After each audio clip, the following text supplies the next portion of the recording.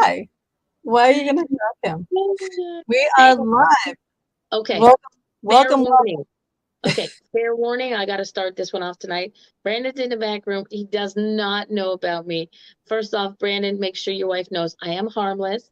But there's this thing about police officers that, hello, kidding.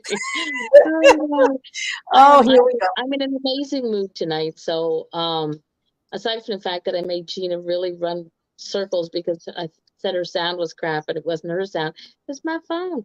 As you can see, I'm back on my phone, people.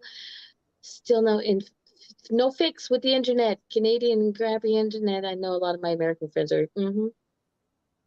Yep. Yep. So yeah, this has been a crazy beginning of the show tonight. I mean, I thought it was Wednesday, so I wasn't even ready for the show. Do you know people who forgot about us? Hey, Seriously. hey, hey, I don't know. I don't know, but we're here and we are talking about Tyson's gift and puppies. Do you see the paw prints on the screen? All right, let me play the video telling you a little bit about Brandon. He's going to be with us as soon as it ends. Hold tight. Bring your animal stories. Share the show. Let's go.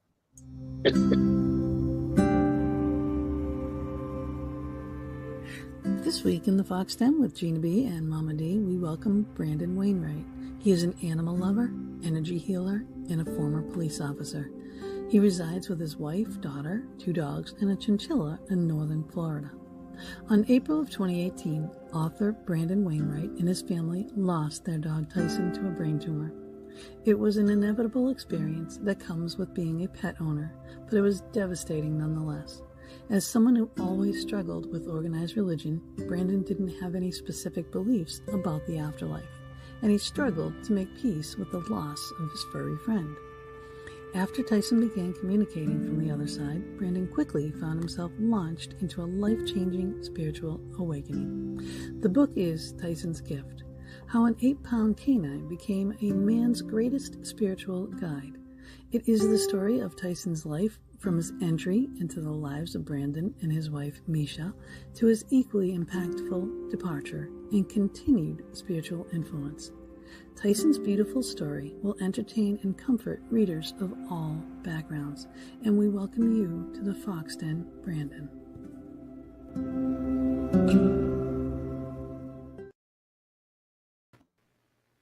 And welcome to the show, Brandon. No, thank you. Thanks for having me here. That made me both times when I've watched it, it's made me tear up. So you did a good job. You did a good job. Thank you. Thank you. I did those funny things that I sent you that with the Superman cake. Oh, I love those. I love the cover of the book where he's got the. Ultimately, I didn't use the Superman thing because I was worried about copyright issues, but initially it was supposed to be Superman. I mean, if you read the book, you'll see why that was. But what you sent me was what I pictured, or and we didn't have I didn't have any photos of him in his real life Superman suit, which he had one, and so that's why it ended up coming to fruition the way it did. I think it came out nice, but just so you know, what you made was what I was picturing originally. Aww. So must be a connection there. To use it, yeah. I mean, hey, we are all connected. You know what? We're all energy. All our energy flows around. Our veil is thinning. We're all getting more connected because people like you, through whatever reason, passing of a loved one, passing of an animal, finds themselves involved into this genre, if you will, right? And then you are just awed, and all you want is more, right? We all do it. You know what I mean? It's just like, I need more, I need more, I need more. Yeah, once you go down this path, it's like why to turn back once you've gone down it would be, you can't.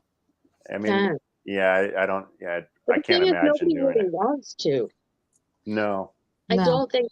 One time I watched. There was something on, and it was about getting attuned to Reiki level 1. Now we're both Reiki practitioners, and Gina's a prana practitioner. Hey Loki, And somebody once said, well, what if you want to unattune? You don't want that connection. Well, I've never heard of anybody wanting to unattune. I've never heard of anybody wanting to not connect in this way somehow. They may be petrified beforehand, like worried about what am I, it's like what that am I the only one questions pop in your head. But once you've dipped your toe into that water, it's like amazing. Yeah. I've had people tell me they're worried about where is it coming from, where's the energy coming from and that sort of thing. And but you're right. I think once you've experienced the energy consciously, and we all experience the energy whether we realize it or not. But once you're conscious of it, then it's like the idea that it's coming from a negative place is absurd. I mean, somebody once said to me that they were like, Jesus. Okay, I'm going to probably cross a couple of lines here, but Jesus Christ would never have done this. I'm sorry. That's what he did. Put his hands on people. That is what he did. It's the Father, the Son, and the Holy Ghost. The whole Bible references ghosts throughout. All right, people have been doing divinations for thousands of years. Whatever is available to you at the time. So way back in medieval times, what were they doing? Scrying, candle magic, rocks, runes. You know what I mean? Well, and that healing that Christ did was the purpose behind that was to heal people, obviously, and to help them, but it was also to show the world that there was more, that there was a God, and that we were connected to him, to them, if you will. There's a whole realm. There's the angelic realm. There's our spirit guide realm. There's a lot of realms, and we tap into those things as needed, and they come to you as needed. When your timing is true and correct, like your gifts will come. Once you master that gift and you're ready to go on to the next one, your spirit guides know that, and they will more than happily help you along. Oh yeah. As long as you're working it. And I mean, Tyson was the best. He told you in the book. Now I'm going to give a little bit of tidbits of the book because I love this book. Okay. Oh, thank you. I'm really glad you liked it. Can I say that? Yeah. There were so many. Okay. Gina says to me before I started reading, Gina goes, this guy's got an amazing sense of humor. I'm sorry, but like I'm an old lady, but at some point you had me laughing so hard. I swear to God, I was going to pee myself, Yeah. But, well, good. I definitely, Oh my God, Sir Humps a lot. I love Sir Humps a lot. I got to show this picture right now. It's so funny because Tyson's a little chihuahua, right? So this is the book we can Tyson before. I don't know where. But now, do you see his daughter right there? And do you see that white little? What kind of dog is that? That's a West Highland Terrier. Okay. And do you see Tyson on this poor puppy? I was like, oh my God. You think he's Onyx? Oh my God. Yeah. And well, there's going to be another one, another book, right? I reveal that. He'll be coming back on, I hope, right? Huh? Yeah. What? He will be coming back on the show, right? Of course. With the next book. Yeah, of course. Yeah. No. I want you to come on our show too. Awesome. Yes. When we get it up and running. And I got plenty of lists to give you too if you ever need help. But I'm not going to give the end of the book away. No, but I won't give anything away. But I will say that there is going to be a second one, and there's similar things that will occur in the second one. Good. Yeah. Yes. You are. Oh my God.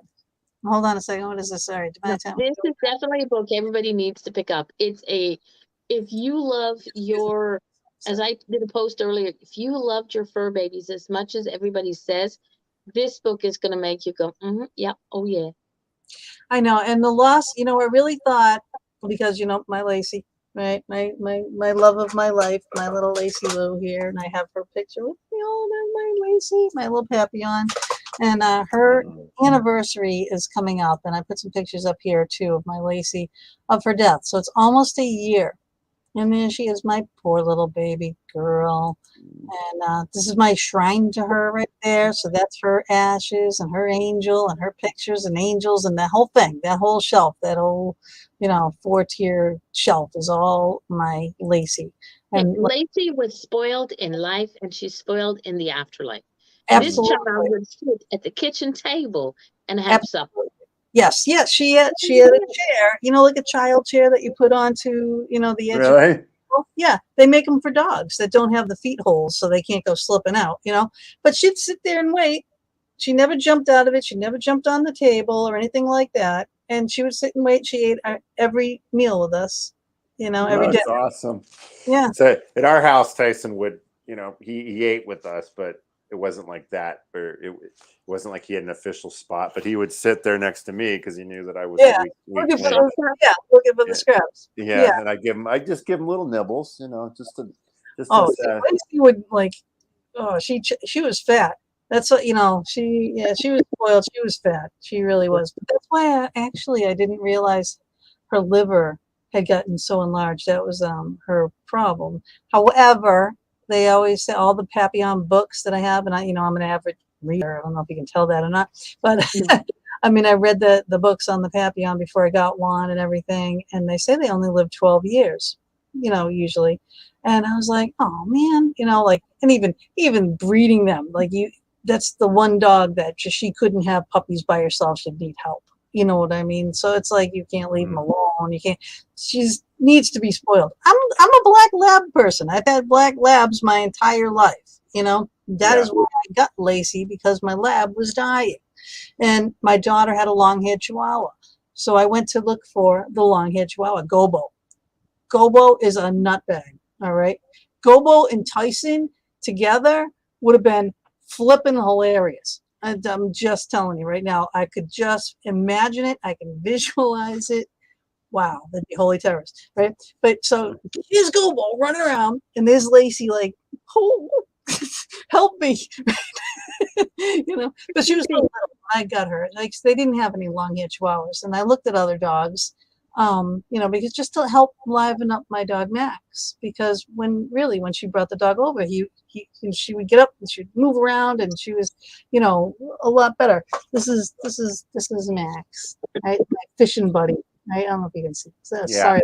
Right? So the fishing pole, that's a Cape Cod, and our bait dog and everything. So all my, who's your doggy? Right? This is my doggy. That's my Maxie. Maxie on the beach, right? So she was the absolute love of my life. This was the most brilliant dog on the planet. And I just taught her things one time, and she would do them.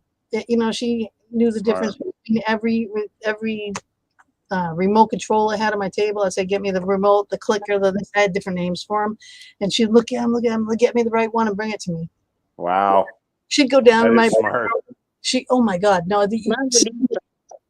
idea how smart, right? I would let her out in the morning, leave the door open a little. She'd come in and shut the door, But I had a very expensive kitchen, so she would open. I had nice cherry cabinets, so I had the trash in the cabinet, and I had a rope on there. So she would open that and then throw the trash away. I wouldn't let her shut it because she'd scratch it, so she'd leave it open. But if something dropped on the floor, she would pick it up and just do circles and circles and circles and circles until you noticed her. So she'd know what to do with it, whether it's bring it to you or throw it away. Wow. She helped carrying groceries. She helped hang clothes on the line. She'd hand me clothespins. She was just unbelievable. Wow. Our bait on the beach would say, go get the bait. She'd run up to the camper, get the bait box, and bring it down to us. When she got older, she took her sweet time, But she'd still go do it. She'd go do it. I'd tell her, go get my slippers, and I had, it's not her fault. It was mine because I had 900,000 pairs of shoes in my closet. So I'll get 2 slippers. They might be 2 left feet of different things, but I'll get 2 slippers. Oh, that's really cool. Yeah, so she was really smart, and then comes Lacey. I never had a small dog. Didn't know what to do with the small dog. Dumb as a stump, but the cutest, most beautiful thing. Fluffy, so soft, and just a love, right? So now I have her, and then 2 weeks later, I lost my Max. So I'm crying on her, and I'm still like petrified because I think I'm gonna break her, you know. So that's why she was so coddled. But then a year later, I lost my husband, so all I had was her, you know. And now that I just lost her a year ago, it's like my That's really hard. There's like a nexus between each of them. yeah, You know? that's Yeah. like the last link between all of that, you know. And she did leave me signs here. Oh Oh, yeah. I'm sure. I'm sure she We did. were Yeah. and because I used to have a cleaning business, and I'm a little OCD and a little anal, so I cleaned like a fiend, right? After she passed, because there was fur everywhere and stuff, you know. So I'm like, well, I'm getting rid of all this like right away, you know. And plus, it keeps my mind off of things. I would get up in the morning and I would step on her food. She had these little like I gave her this food that had life bits in it, and they were really hard. She didn't like the life bits, so she used to like spit them out.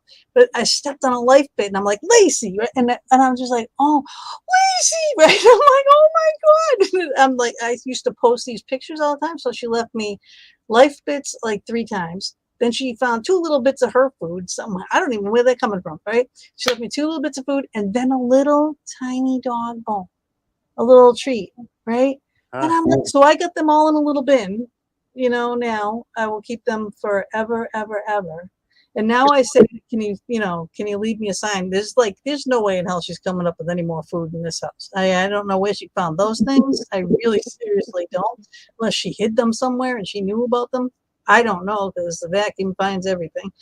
But now there'll be weird things like just something unusual, out of place, but in her path. If I say leave me a sign, you know. And there was a little clump of fur too one time, and I'm like, you know. But I still sleep with a little stuffed animal that looks like her, Yeah. I don't blame you. you know. But Biscuit, I'm gonna be Yeah, getting you have a new friend coming. yeah, where's Biscuit? This is Biscuit, right? So I just adore Biscuit, and Biscuit is actually across the street from me right now. So I can't she's puppy sitting until I Right. get If Gina disappears during halftime of the show, she's running across the street. I know. I would eat Biscuit. But he's Where'd so she go? She went to get a he's a biscuit. senior. Yeah, he's a senior. He's 14. But he's in better shape than Lacey was. You know what I mean? He ran, I got 16 steps between my floors. And this dog was all over this house. Like I puffing and puffing going up the stairs behind him, trying to watch him as he's going in and out of all the rooms. So he was exploring everything. But all right. I know I do this all the time, so I gotta zip it. Stop. No. That's all good. But now let's back up for you now. And I want to start at the beginning. So I want people to understand like your process for this book, as like how you wrote this book, how it started, how it came about, like your past with pets. What was your very first, influences with pets? Wasn't the best, actually. Yes, my love. Okay. One thing, Brendan, is when I have something to say, I try not to step over people. You Because do I this? can't put a word in. I put a hand up. It's like, hello, I'm in school. Hello, I'm there. Before you tell us about the book, would you do us a favor and tell us about how you met Tyson, how he came into your life? Well, my wife at the time, we were just working through kind of a rough period, and it was actually right before we got engaged, but we were coming out of this rough period. And one day she calls me and she says, "Hey, I'm getting a dog." And what happened was one of her friends at work had Tyson would bring Tyson to work on Bring Your Dog to Work Day, and Misha, my wife, just fell in love with him. But the friend ended up moving to a place where she could only have one dog, and she had two, Tyson being the newer of the two. And so they had decided that they were going to have to find Tyson a new home, and they thought of Misha right away. And so initially I was like, really? I could, because we were working through this period, and I was like, well, is it because she isn't really all that into me anymore and she wants a distraction? All men go there.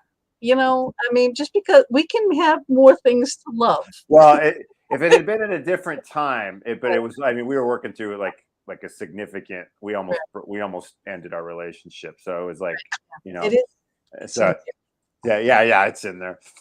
So, but the thing was, you know, I also, because as a kid, I had a number of really traumatic experiences with animals that they kind of they hardened me. I would never stop being an animal lover, but they hardened me, and I hadn't really thought much about having a dog, you know, as an adult.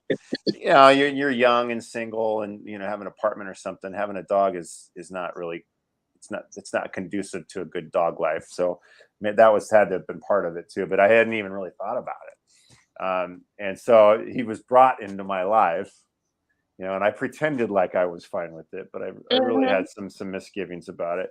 But you know, as soon as I met him, you know, well, actually, he was very hostile toward me. But Misha, like, yeah, get this straight, right? Because he loved Misha a lot, and then you know he was a little. He was a hellhound toward me. The first time I met him, I wrote about this in the book, obviously, but I poked my head in and he's in a crate, and I said, "Hi, Tyson," and you know, and it took literally. I detail everything in the book, but it took about 2 months for me to win him over. And I was the type of guy at the time. I was a water delivery guy.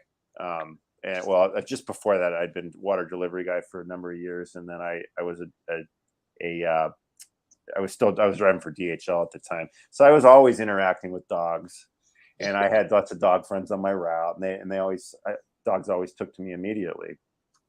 He made you work for it. Oh, he made me work for it big time. So, you know, in order to you did put in the work though. I mean, you would actually like lay down on the floor, you know, if they're on the couch or whatever, you know, like you're laying on the floor next to you put in the work. You put in the work. And the dog and as soon as I met him, the thing was I instantly had I liked him a lot. I was, like I said, I was an animal lover, especially dogs. And so I wanted to have a closeness with him, you know, but I had a certain level of respect for him because he had such a strong personality and he was so willful. And like I said, and with Misha, he was an absolute prince, just loving and sweet. And I knew that he had that in him, you know, but with me, he had such a strong, and he was the closest thing to a human that I, you know, as a dog that I had ever experienced. I mean, it was like having a person, you know. Yeah, the kissy face and the licking and everything else, and it's like, yeah, when he's warming up to you, he'd come up and he'd lick your face, but don't touch me. Yeah, almost like a cat, right? Like, yeah, I can do you, but you don't touch me. yeah, exactly. Yeah, and yeah, it was. But like, to your point, I had to earn it, and specifically earning it meant not realizing it at the time, or it just kind of happened very organically and naturally. But I had to open my heart to him, and there was things because of the experiences I had, not just necessarily related to animals, but just life in general, where I had developed a certain amount of thickness, that, you know, leather. Yeah. Like we all do, right? Yeah, well, you learned relationships from your parents first, and that was well, I mean, there was I had stuff involving that, but you know, and then I had my own relationship problems over the years, and you know, you just develop a certain thick skin where your heart is guarded, and but with him, you know, I had to, in order to win him over, I had to completely open my heart, and so that he would trust me. I mean, it was genuine because I loved him and I wanted to love him, but and then when it was reciprocated and there was this closeness eventually, that once he let his guard down and met me halfway, the bond was really beautiful, and it really helped me heal in ways that I never thought possible. I didn't even realize I needed that healing. And you know, so he was my ultimate healer. You know, this little dog was he still is. He still is. Oh, he definitely still is. Yeah. Yeah. So yeah, that's kind of, and then he was. There's nothing like that on the planet, and I wish people could be more like that. More just loving like that. Trustworthy and loving. Yeah, I agree. And then, and a lot of times people aren't because they aren't because they don't think other people are going to. So they're, they close off their hearts. They don't put their best foot forward, and then they coming up with a good word, the right appropriate words, which unconditional. Unconditional, yeah. Yes. Although I have to say, it was conditional. Yeah, at first it. It was conditional upon but the condition was beautiful. The condition was that that the heart had to be opened. You did your part, though. You did everything under the sun for that dog, right? You worked your butt off to get that communication, that unconditional love going between you two, and it succeeded. Mm-hmm. And then when you'd have his health issues, you spared no expense, and we know how expensive dog things can be. Yeah, and I'm reading it, I'm going, has he not heard of puppy insurance? Right, the dog insurance. We have it now. Okay, yeah, we have it now. Yeah, we after Tyson passed, we got insurance for all of our dogs were insured. Now. Yeah. Well, and by the time it occurred to us to do it, he was old, and then it would have been too expensive to get the insurance. So, I know. But you're right. Insurance helps a lot. And it's helped us since then. Yeah, because I had a true companion for Lacey. There was some conditions on it, but I got that because my daughter's dog, the little Chihuahua there, jumped out of her arms and went onto the tile floor and broke his back leg, and they had to pin it. Put 3 pins in it. I think the operation itself was $3,500, and then more treatments after that. So I was like, oh my goodness, So it got really expensive really quickly, And I mean, shit, we complain about our copays going to the doctor, $30, $35, whatever it is. Different people have different things, right? And but every time you take a dog to the vet, it's $200. $225, $250. You know what I mean? You get shot, this and that, all the time. And they don't make as much money as the regular medical industry does. Nope. I find that hard to believe. But I do wish, though, honestly, that they would be a little bit more compassionate when you're losing your pet. Like to not. What they suggested for both of my dogs, for Max, because she had a tumor right under her shoulder blade, and they're like, oh, well, we could take her leg off, we could do this, we could do that, and I'm like, all right, here, she's 11, right? And I'm like, well, is that going to prolong her life? Well, no. Then I'm like, well, then what the hell in God's green earth would I do, right? Why would I, right?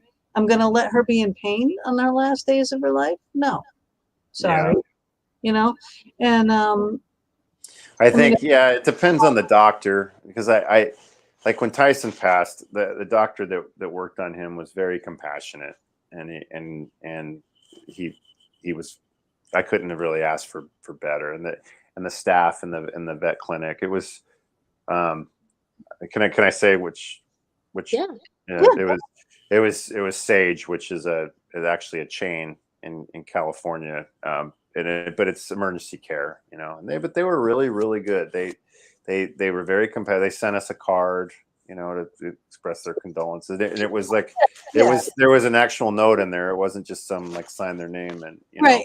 Yeah. I got all that. I got all that from the vet, the vet here for Lacey and everything too. Even Chewy sent flowers and a beautiful card that everybody signed and everything. I was like, oh my God. Chewy was the nicest people and the best place to get things. I don't know if I'm hearing myself on your thing, Mama, because he's got headphones on. But I'm hearing myself like a reverb. It's every so often, not all the time. Yeah. How's our sound there, people? I love this one. My dog gets excited when I come home from somewhere. They get so excited they pee a little. I think my friends are liars. None of them love me that much. Yeah. Oh I don't my. know. My wife pees on me sometimes when I come home. I guess that. Hey, that's a different show.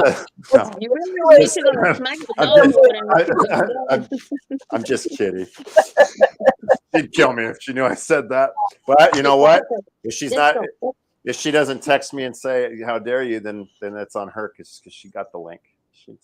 Oh, Speaking of which, can I do a shout out real quick? Absolutely. My friend from Ohio just texted me and said he's watching the show. Jim Gomez. where's he watching it from? Yeah, where is he watching it? From Ravenna, Ohio, right outside of Cleveland. On Okay, YouTube. no, but is he on YouTube, Facebook, Oh, yeah. or what? Tell him to throw in a comment. We'll put him up on the screen. YouTube. He's on Yep. YouTube. Yep. On YouTube, say hey. I don't see a single comment, so he better shout out in the chat room, and we can put it on. My I told you that your friends would be like, I'm not saying anything with her there. It's like, yeah, no, go ahead. My wife just texted, "How dare you?" Oh! So I guess she is watching. Yep. No one's gonna hear it. No one's gonna know. Thank you, baby. I love you. But it's not gonna go anywhere. No, don't worry about it. I love it. So does she want to come on to when you do your show? Is your wife gonna make some little appearances? She'll fight it, but yeah, I'll bring her on at some point. Yeah, especially if we're talking about energy healing stuff, because she gets to reap the benefits a lot. Yeah, no, and I loved it in your book when you said that you needed. She was your test subject. I called my husband my guinea pig. I said I need a guinea pig, and he was like, "Okay, fine." Yeah. And it was great because she happens to be somebody that's very receptive. Yeah. The thing about energy healing is that it's well, I don't need to tell you this, but for the audience, I mean, you both know about this. But in order for it to be effective, because the practitioner is just the conduit for spirit to come through. It's the channel. And one of my teachers calls himself a pipe. He's just a pipe. That it flows through. A telephone. Yeah, something like that. That's actually probably just as good of a metaphor for it. But the person receiving the energy has to be invested in it. They have to want to heal, and they have to be open to it. They don't necessarily have to be a believer, but they have to be open to it and want it. Yeah, it's like the same thing when you go into a psychic. When those people say, "Well, you're not going to read me," then what the hell are you there for? All right. So seriously, I hate when people do that. It's like, why are you going to make a psychic work harder? Do you want a reading or don't you? Do you want a healing or don't you? All right, you're the one paying the money to go. So just Spirit says you're stupid. Right. But my wife Misha is very open. And she's like a sponge, and part of it is probably because she trusts me as her husband but it's great because I got to see miraculous benefits in her immediately, and it was really helpful for me to gain confidence and reinforce that this is for real, and the benefits were immediate with her. So I'll have her on at some point. Yeah. Cool. That's really cool. So we're gonna be watching it. So you're gonna have to send us links and everything for that show, so we'll share it. We'll promote you. We'll share it and stuff. And you're part of the Fox Den family now. So remember when he was on He's Snake Eye. Always come on. Exactly. Yeah. Awesome. But before you started the energy healing, you're dipping your toes into going to get readings though and such, right? Like, so you were consulting with psychics. So talk about that initially, so I'm a very, very much a skeptic on all this stuff. I'm not anymore. I mean, as far as I still am a skeptic on maybe specific things but as far as the spirituality and mediumship and energy, all that stuff. I'm not a skeptic because I've experienced it all. I can't be a skeptic anymore. But when it came to religion, organized religion, and all this stuff before I had intimate experience with it, I was very skeptical of it. And so initially, what got me into it was going through losing Tyson. I realized in pretty short order that what I was struggling with, unfortunately for me, Tyson was the first dog that I had till they passed. Every other dog had been taken away from me at some point.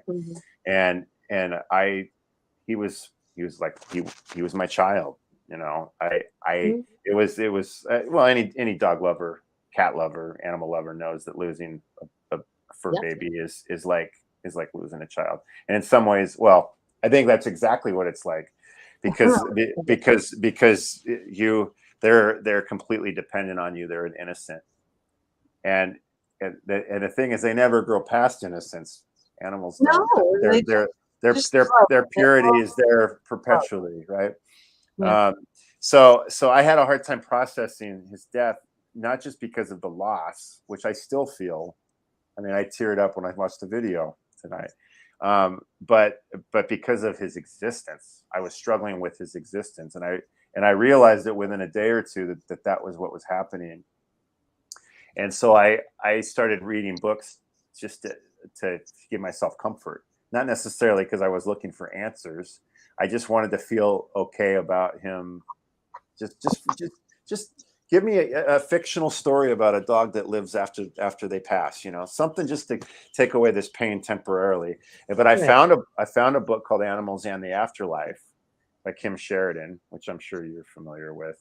And in this book, she talks about, she's a naturopathic doctor to me, and which brought me some credibility for me. And she's scientific, right? But she also was a psychic from childhood. She had these abilities, but it was never something that she worked toward doing on a professional level or anything. It was just something that was there. And so throughout her life, she's had all these experiences with animals, some of which have reincarnated, and different animal communications. She herself consulted with animal communicators, which, if I'm sure your audience knows this, but they're animal communicator. Better word is animal medium, right? Yep. And the stories in this book were so compelling to me that it was like, well, either she's lying, she's nuts, or this is something that's worth exploring. And I was in so much pain and so in need of answers that I was willing to open myself up to it. I mean, it's like anything else. When you reach a point, like with a physical ailment, when it's bad enough, you're willing to go get some help, right? And I was at the point. I had grappled with religion and spirituality my whole life, and various experiences, but this was enough to really make me open. And so I was so compelled by her stories that I went and did an animal communication. But I had none of my own abilities were opening up at this point. I just was curious, and I wanted to see. And I won't get into all the details on it, but I found through the animal communicators that Tyson did in fact live on. I had very clear communication with him, and it wasn't something that could have been faked, Right. And I was still skeptical, though, to some extent, because that's not something that just goes away. I think everybody is to a certain extent. Some people were right on, and some people were. Yeah, well, that's the thing. No psychic is 100% accurate. No, but as a skeptic, especially as somebody that's never delved into it before, most people, if you talk to them that fall into that category, they expect perfection. They expect it to be, oh, well, there's this, and if they didn't know that, there's no way they're for real. Yes, exactly. You can't make someone come through. No, it doesn't work that way anyway. I mean, and it's we all have good and bad days, and and sometimes you get answers that I've worked with intuitives. I've had some readings where they were like, so accurate, and it was, you know, I was like, wow, this is really great. And then later on, I have one with the same person, and it's still accurate, but it's a little ho hum compared to what it was. Yeah. Humans, right? Yep. But so that first one though was enough to make me really take pause and really, I was well past halfway there. And then the next experience I had with a medium completely knocked my socks off and blew my mind and took away. It's like, this is real. This is real. And that's when I started exploring Reiki, because once I realized that it was for real, you know, I mean, I was getting all the benefits of that, you know, finding peace because, you know, knowing that we live on, knowing that we're eternal spirits having a human earthly experience is something that in and of itself brings a lot of peace. And you know, I'm sure, you know, with standard organized religion, I think most people, you know, they're taught this. They go to church, they believe it, they you know, they express this to their friends, but do they really know it? Do they know it? Some do. I'm sure some do. Yeah. Some believe it so much that they believe that they know it. But, or maybe some they're very spiritually connected as well. Yeah. You know, but it's not the same thing. It isn't the same thing as, you know, as being taught something and convincing yourself of it versus experiencing it firsthand. Exactly. And so, but anyway, getting to that point, it was like, okay, it's for real. Now, being that it is for real, I have to delve deeper, and that's why I was looking for ways to open myself up, and I still was a rock, you know. I mean, I knew it was real, but it was all coming kind of secondhand. I mean, it was firsthand in the sense that I was in the room receiving this information, but there was still a translator. Yeah. And so it was yourself enough yet. No, I wasn't, but I trusted them. Yep. But I didn't think that I was going to be able to become like them. And in all fairness, I'm not. I mean, I've shown myself. I've learned that I do have mediumship ability and psychic ability. I've you know, but would I ever put a shingle out on my door right now and say I'm a psychic? No, I'm not at that point or anything. No, but I wouldn't either. I know I have gifts. I can hear them. I can see them occasionally and stuff. I can't call on them. I'm not like a regular psychic that works on that all the time. I'm a paranormal investigator. But you've had enough experiences to know 100% that it's real. Yeah, I got so much proof. Look at this stuff here, right? So I got this guy walking down the hallway in the flare. I got that apparition groping my friend Sabrina, right? Well, let me ask though, was it a good grope? Was it a good grope? No, actually, she was Mama D, that was for you. And she wasn't me. I'll just sit back here. But no, like this is my husband, right, who passed away. Now you see the mustache and the face and everything. These two pictures up here, these pictures are in a book, all right? But that was a picture on the sofa that he passed away on. However, his face was not on, that's a pillow. His face was not on that pillow. He was face down on a coffee table. And, but that is exactly it, because I picked him up. He was down, I picked him up, and that's because the fluid went forward in his face. That's exactly what his face looked like, you know? And how he did that, how he got that on that. He was a force of like nature alive, right? When he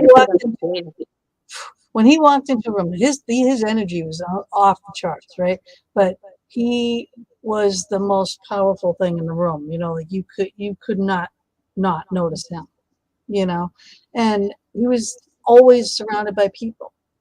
He couldn't be alone. He was one of them people. He couldn't go to the store alone. He couldn't do anything. He always has his entourage with him, right? He was a boss. He was loud. You know, if he wanted his way, something very, very loud, you know, like, oh my God. But he, you know, I'm the opposite. I have no problem being alone, right? I mean, I can go do things by myself. I'm good, you know, not him. You balanced each other. Yeah. So his energy, how he put that picture on there, but he showed himself to me and made himself known all the time, even at a psychic. Hold on, Mama, because we go to the psychic. I was with my friend Sue, who wanted to go to the psychic. And this was Gary McKinstry, who we had on the show, and he's really good. He goes, "I got to start with you," and I'm like, you got to do. This is why we're here. Sir. He goes, "Oh no, you got this tall guy." Explained him perfectly, right? So with a whole bunch of people. I said, "Okay, here we go. That's Mark." He goes, he's watching him like walk across the room, and he sits down in the chair next to him. And he goes, "All right." So he goes, "This is what he's doing." He said, "He's sitting down, he's spreading his legs out, and he's opening his toes up." We used to go on the beach fishing all the time, right? Camping. We bought, $90,000 camper just to go on the beach. But that was his love. That was his whole life. His family's whole life, right? So he always did that to get the sand out of his toes. So I was like, "Yeah, this is Mark." He goes, and then Gary's looking at him, and he's like he's listening intently, and I'm just going, "Oh, what?" It's like he's got a bone to pick with you, and I'm like, "You need a bone to pick with me." I'm like, "What the hell did I do?" I had to do so much like that for the way. I was like a friggin' saint, right? And I'm like, "Wait a minute, bone." All right, here I am, interior designer, decorator, full painter, all that kind of stuff. I painted murals all over my house. We put an addition on my house. He said, "Please, please, leave this room alone." So after he passed away, I full painted the whole thing, all the way up, ceiling, all the way over, everything. Took his deer head out, right? I made it Tuscany. So Gary said the bone that he had to pick with me is girlied up my living room. I was like, whoa, holy hell, right? Did you take the deer head and stick it up in the wouldn't that make an odd contrast? I put it down in his room. He had a room downstairs. It's down there. But no, I did not. But I just thought that was hilarious. I'm like, "Well, you're not here, so now it's my living room." Yeah. But so I mean that was just like, wow. When a psychic is on, they are so on. Yeah. And I found that the ones that I've worked with are, I mean, most of the time they're on, Yeah. the ones that do it for a living, And they all, again, like what we talked about earlier before the show, is like we all have our different gifts. Mama with her Reiki master, you Reiki master, me prom, right? I'm a investigator. You're a healer. She's a healer. You know what I mean? I can heal. I'm not like you guys healing. You know what I mean? I can. I don't do it, but I can. But we all have our different gifts. Everything is necessary. All these different fields are necessary. Yeah, agreed. Yeah, and you're not done. You're not done at all. You're just at that. You just started that climb up that mountain. We should pull a card for him. I don't even have my cards handy. Oh, thanks a lot. During the break, maybe. Michelle, when you see him again, could you pop him upside the back of the head for me, please? Thank you very much. Your friend that's watching in YouTube, is his name Jim? Yeah. Okay. Did he Jim make made a comment in the thing. He says, "I'm a skeptic, but wanting to open up. Just scary to open up to it. Why do you think it's scary?" That's my question. Oh, and here's my psychic friend right there. This Chris. This is my ex-partner. He's a psychic medium Christian. Yeah. I Chris. Yeah. Loki says she's science-based and she believes that there are things that we will never understand. Absolutely. Yeah. And then they're talking to each other. But yeah, back to you, Jim G. Okay, skeptic. Everyone's a skeptic, and it's good to be a skeptic. Even believers can be skeptical. They don't have to be. Yeah. You don't have to be a skeptic. It's like everybody goes, "Oh my God, they got an ego." You have to have a certain amount of ego. Just don't live the egotistical life. Mm-hmm. So being a skeptic is a good thing in a sense, because then nobody can have one over on you. All right, so this is the card that came out for you. It's solitude. In silence, peace prevails. So more meditation for you. I meditate quite a bit.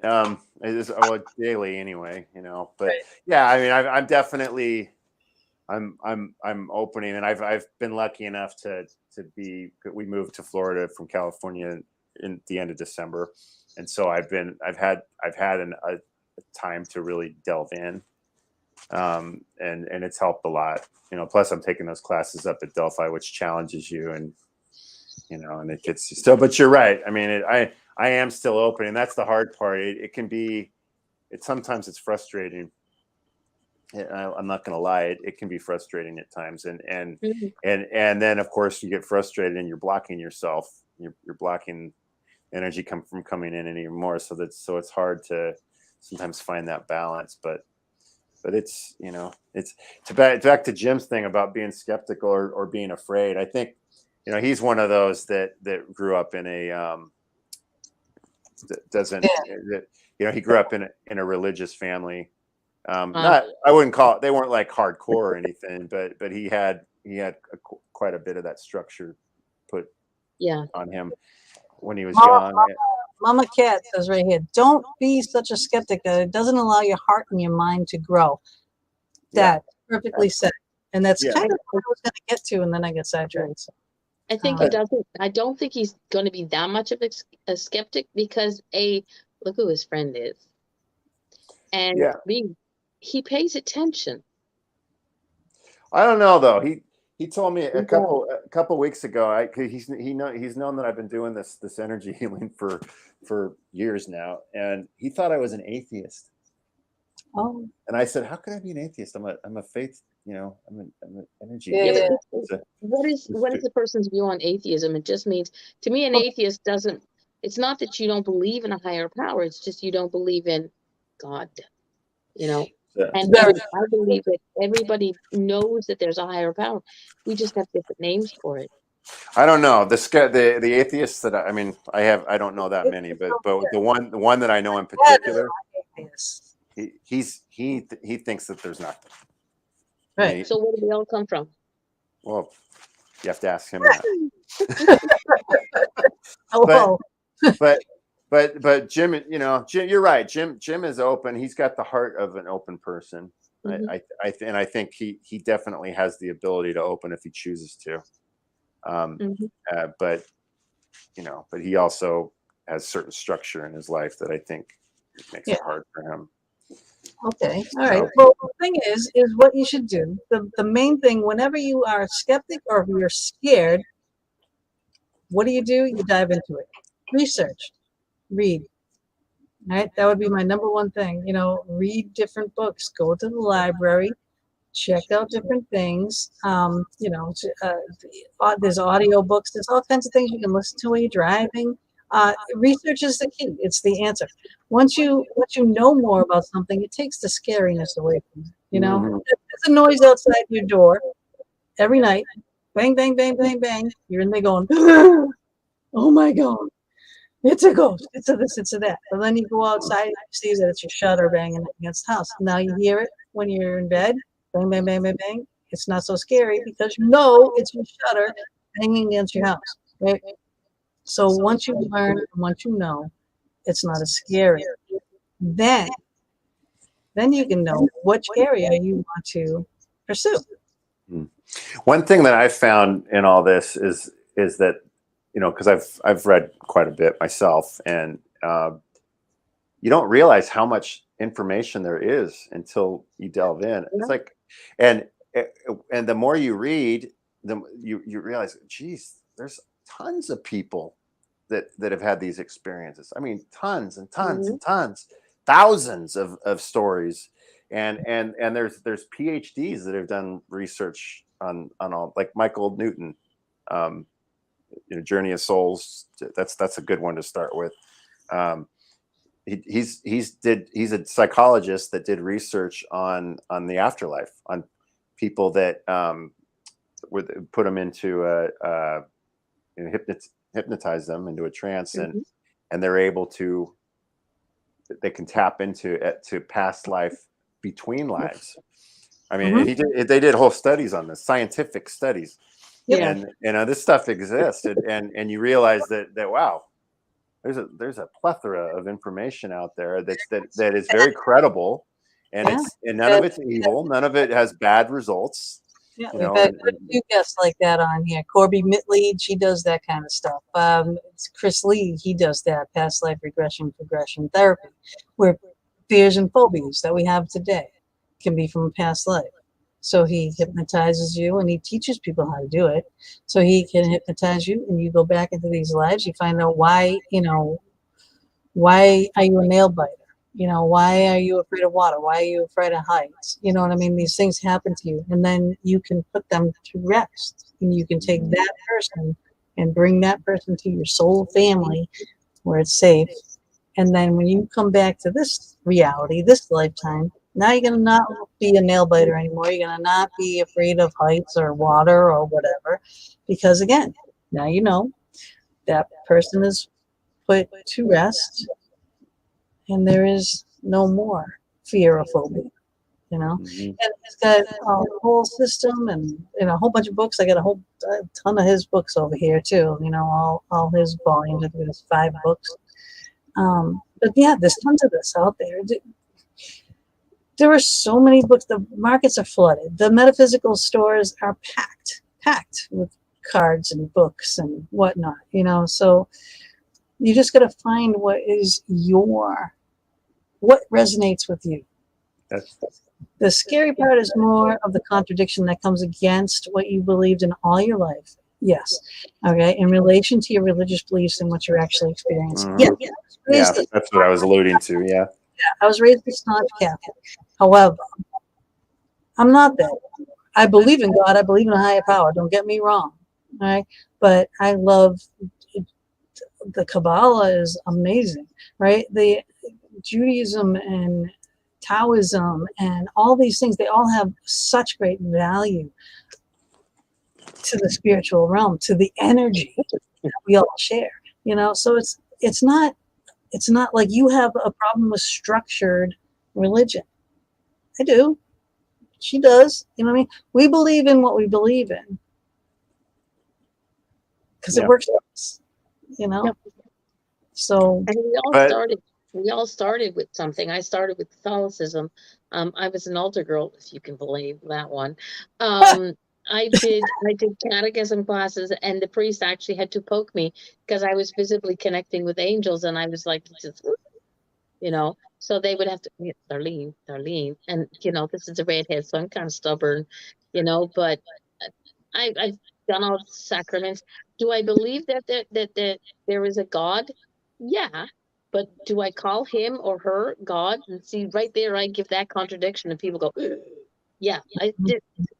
I'm sorry. When there's a muck up, it's a him. When it's all going good, it's a her. I just like, there you go. So but that's the whole thing, though, is that when you're yeah, when you have a structure that you're limited to, there's a lot of things that you could be experiencing honestly, like seeing it and being honest with what you're feeling and seeing. Oh, yeah. And your left brain doesn't allow you to do that because you're emotionally, stuck. locked into what you've been told is what's right. Yeah. Where there's acceptance, and Exactly. and it actually limits you from finding. But that's But that's religion. that's the control. This is religion in a nutshell. It is. Yeah. Because it's like, okay, we need it. We need control as a race. We do, because without it, and you should know this as a police officer, people run amok. Right? You need laws, rules, and regulations. Yeah, you need structure. Otherwise, they just go fucking nuts, right? So, but they do. Okay. Can you say that again? All right, there's our swear jar. Damn it. God. All right, I'm gonna stop. No, this is religion in a nutshell. All right, here's Catholics, here's Protestants, and you know what I mean? All these, line them up, right?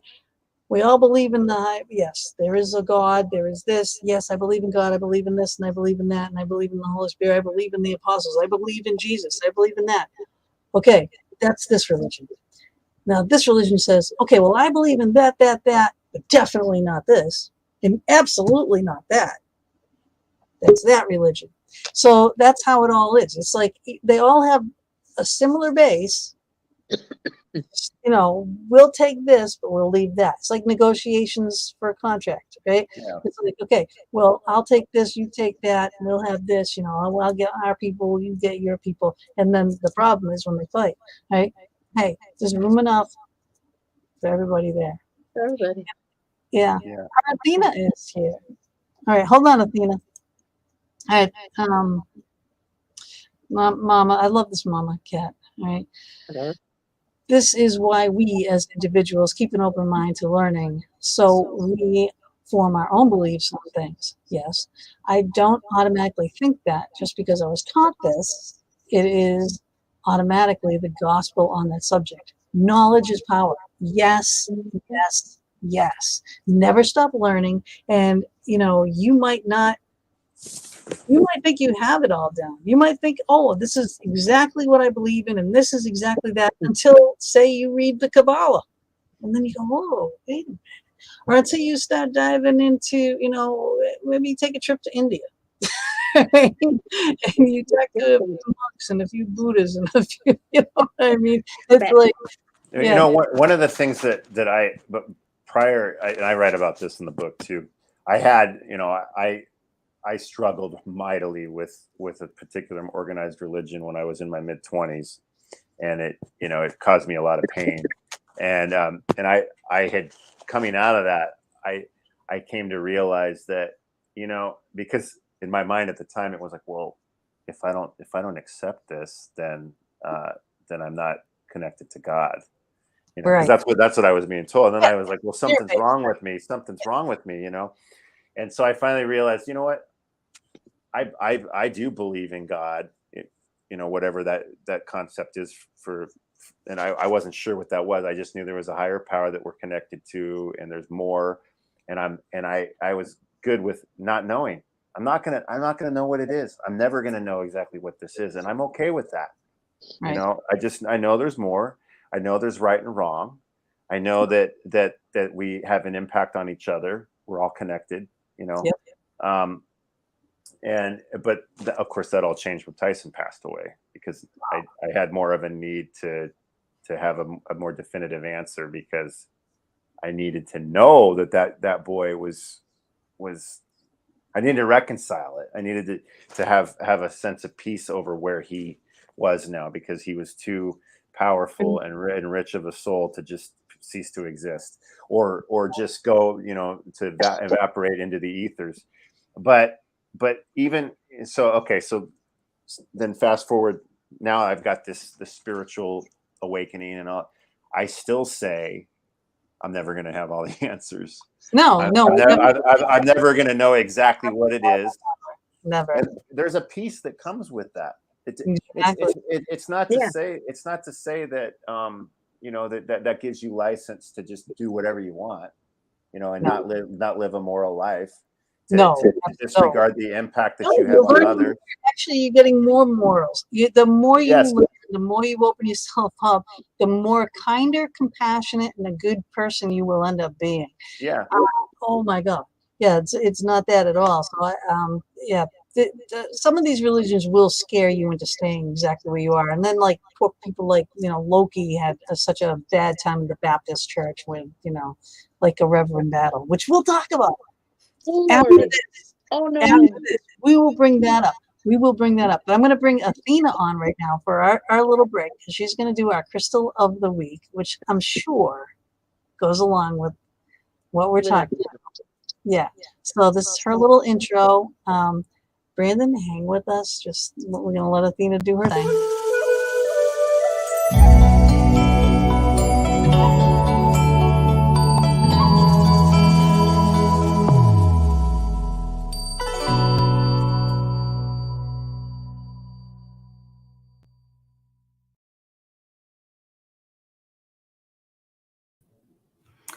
Hello, loves. I'm Athena Barry, Reiki Master and author of award-winning book, Raise Your Vibes, and creator of Crystal Reiki Healer. And I'm so grateful, as always, to be back here for another week on the Fox Den Show with our Crystal of the Week segment. So let's dive in for this week's show. And if you've been listening, you totally understand. Yes, Celestite.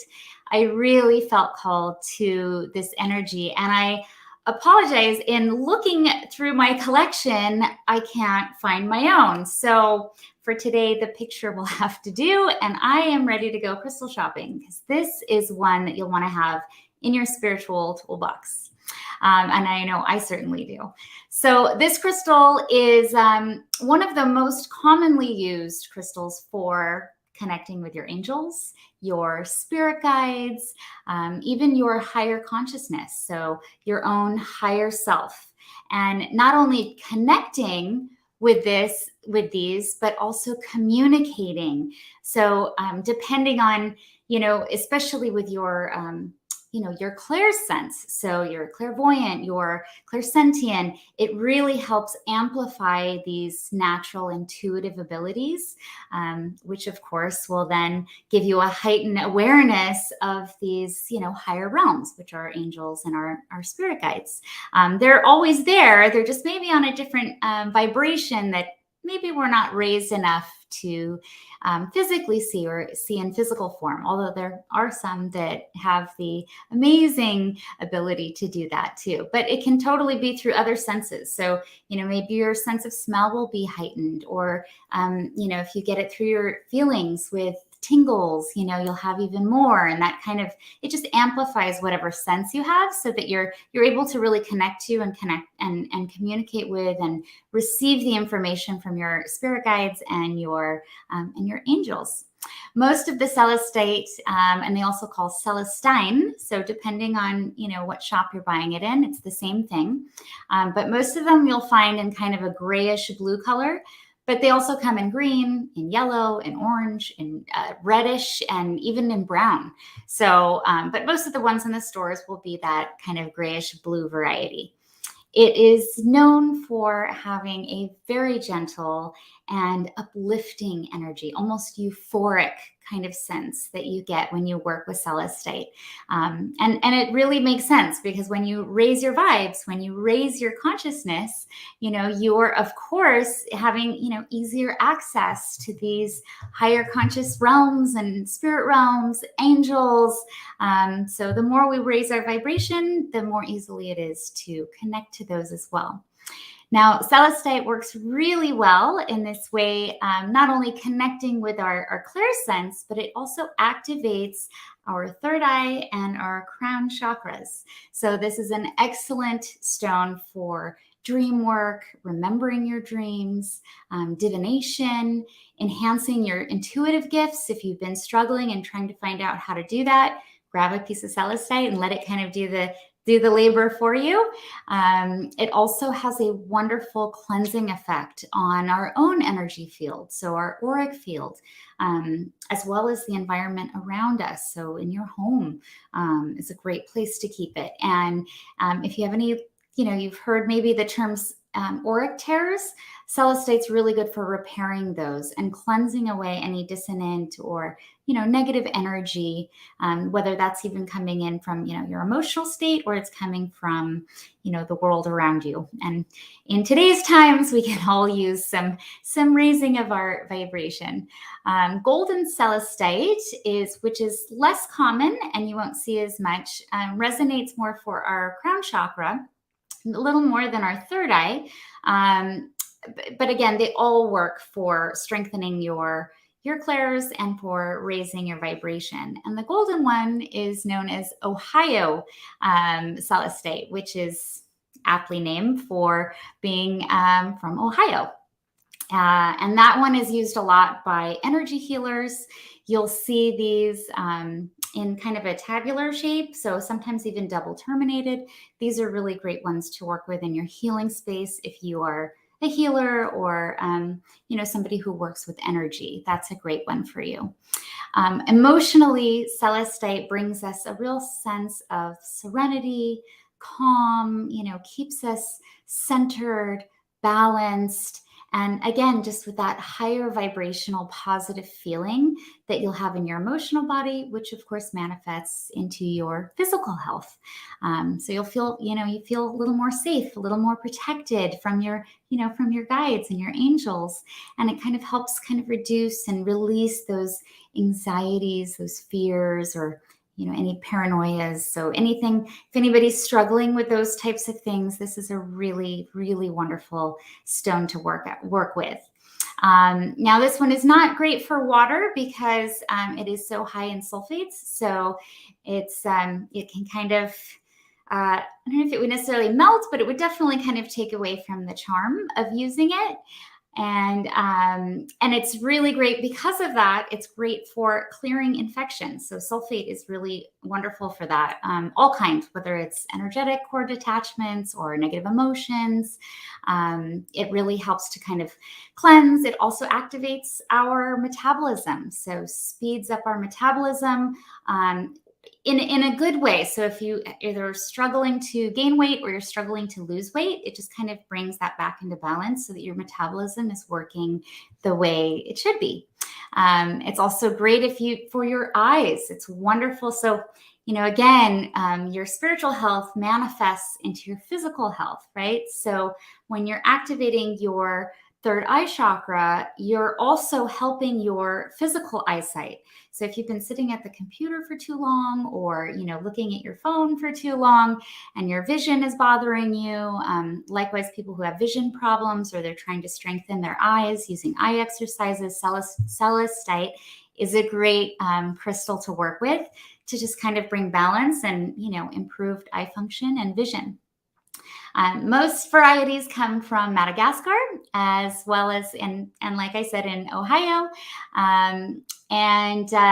Some of them you'll see they're like 8 inches long, and then some come in like kind of clusters. So the golden one, you probably won't find. These were really popular. They're from Eastern Europe. So if you have one, you are so blessed because now they're really, really hard to find. And you almost will never see a golden celestite in a crystal shop these days, but they're great. So let's see, ways you can use this crystal. It is wonderful for your healing space, whatever that means for you. If you're a healer, you want to have that in your healing room or your office. For the rest of us, you want to have that. It's great to have like in your home. Likewise, under your pillow, when you're sleeping, again, for that dream work and connecting with your angels and your guides as you sleep, astral projection, it's wonderful. And then it's, of course, I love to keep them in my pocket, my bra, which is maybe why I can't find it now. It probably fell out somewhere. But because this is a soft stone, you won't usually see it as jewelry unless it has been wire wrapped. So just something to think of there. And of course, I love to leave you with a wonderful affirmation to help you connect with your crystal's energy. And for today, it is, I am connected to and communicate easily with my angels, guides, and higher self.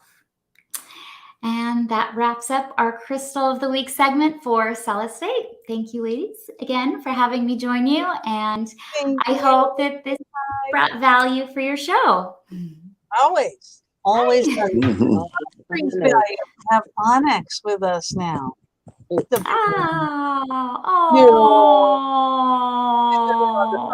she's got what a sweetheart. Onyx. Yeah, I love Onyx. I know. I love him so much. And as soon as he just goes right to sleep. It's just boof. She picks him up and he just boof. Goes right to sleep. I mean, I would too. Look, she's like, I want to just come and snuggle up to Mama D too. She's Mama D. And Brandon's going, oh, thanks all. Onyx is like, it's my mama. You move out. You have to have furry thoughts.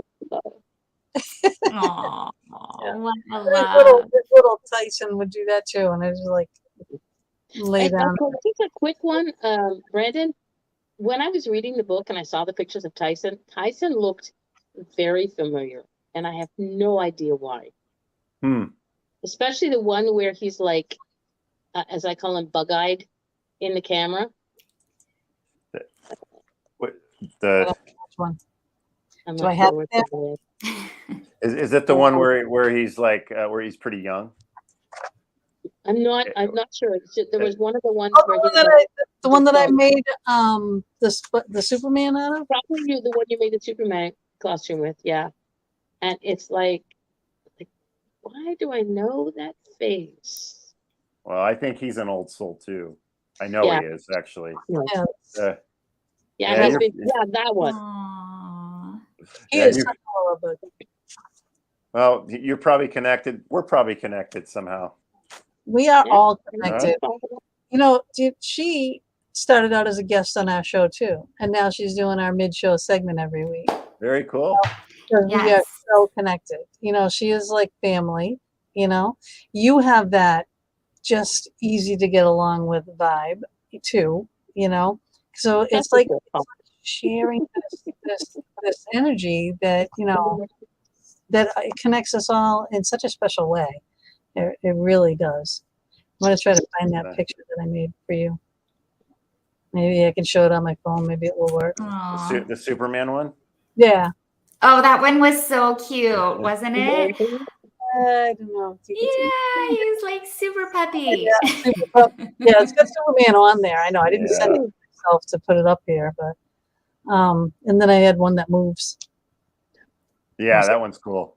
Yeah, so something went wrong. So let's see. Yes, I created one too to share on my own Instagram, but I wasn't able. There were actually quite a few Brandon Wainwrights, so I wasn't sure how to tag you. Oh, on Instagram, it's Tyson's gift. Oh, okay. Well, that's yeah. I'm typing your name, and I'm like, oh, there's like Yeah. 10 of you. I don't know. Okay, good.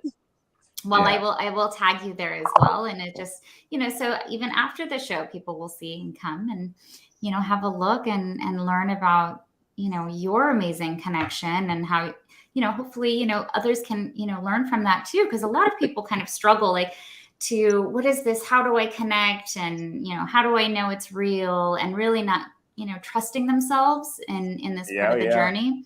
Yeah, so, I still struggle with it.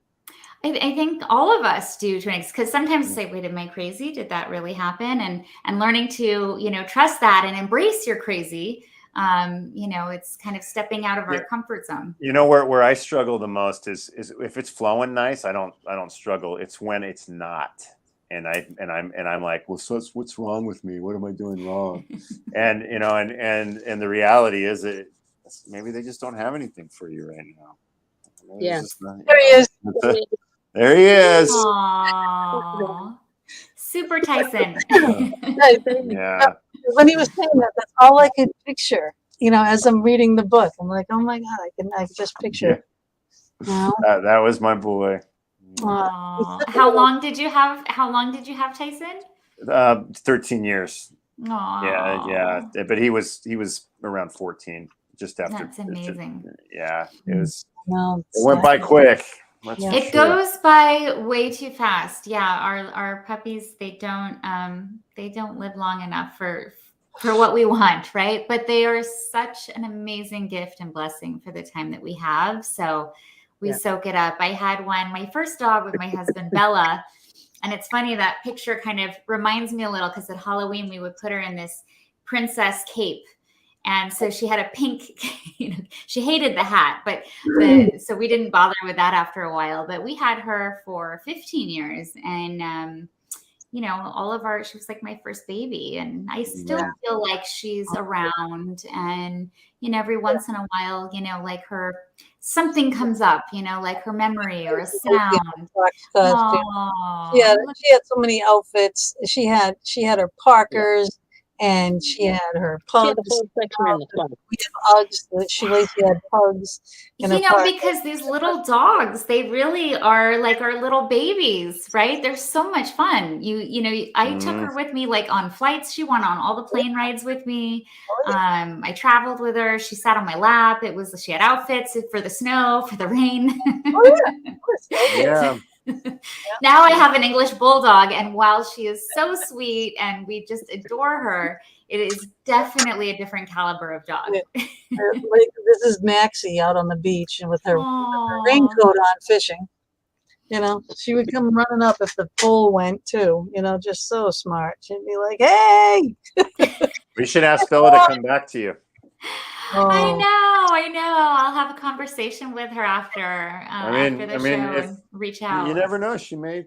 I mean, I know. Well, I'm not going to go into too much detail, but I know from personal experience that they do come back to you if you beg enough.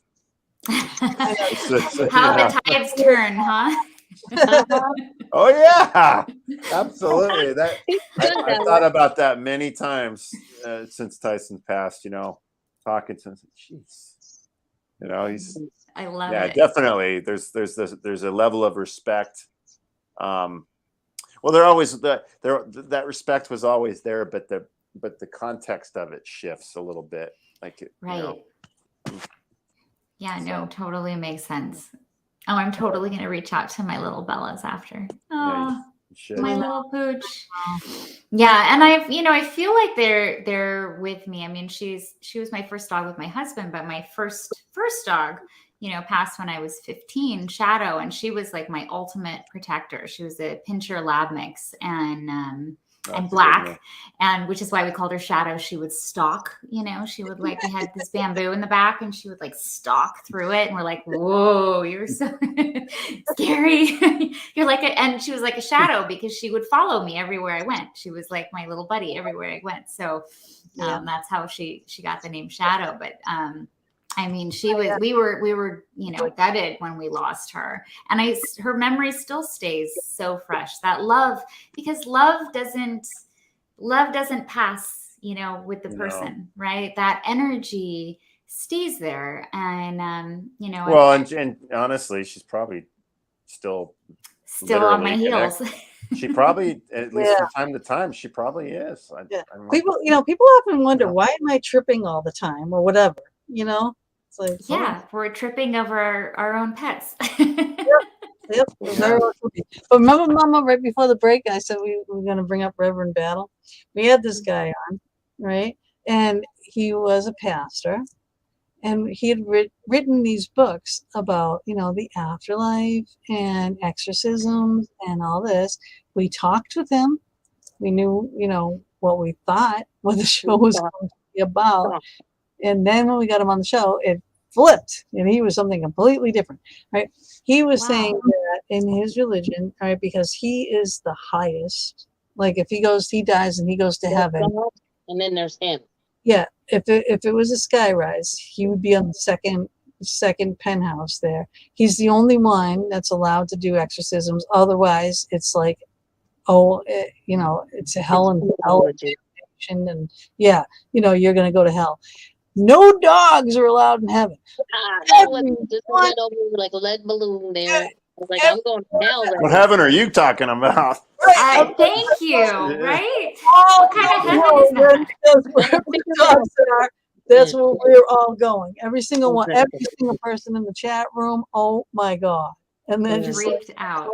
But I figured out why he thought that. Because for him, he was the next best thing to God. I'm sorry for anybody out there. He was the next best thing. And dog is the head of Anubis. And Anubis was he who brought you to the underworld. So he's just... Yeah, what about cats? Did you ask him about cats? Oh, cats are for sure going straight to hell. They are affiliated with witches. Forget it. Yeah.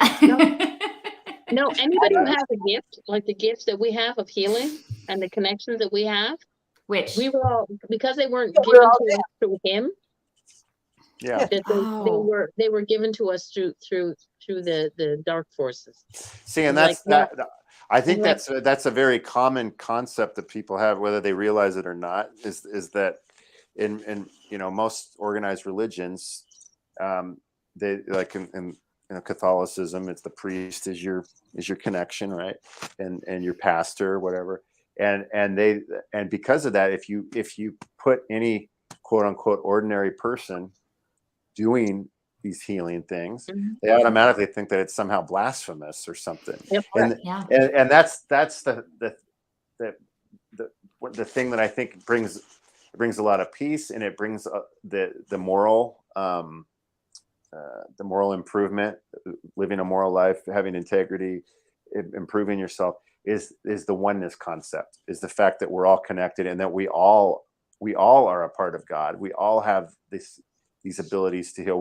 Whether, it's like what you were talking about, we all have our gifts. Well, every person can hit take a tennis racket and hit a tennis ball. Well, not every person, but 99.9% of the people. Is it going to go into the other court? Not necessarily. It might, go over the fence or whatever, but you can hit it. And so, every person can heal. There's, Yes. maybe some people are better healers than others. Every person is capable of mediumship. Mhm. Are they going to be amazing at it to the point where they would, Well, do some it for other people?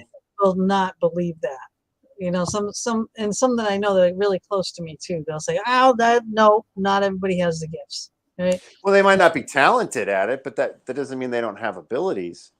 And Yeah. and so I get that. My point is that we all are capable of doing the same godly, Mhm. things, whether it be healing, whether it be channeling, whether just being connecting with somebody as a messenger of God, because Yeah. we all are messengers of God. We are God's manifestation on earth, right?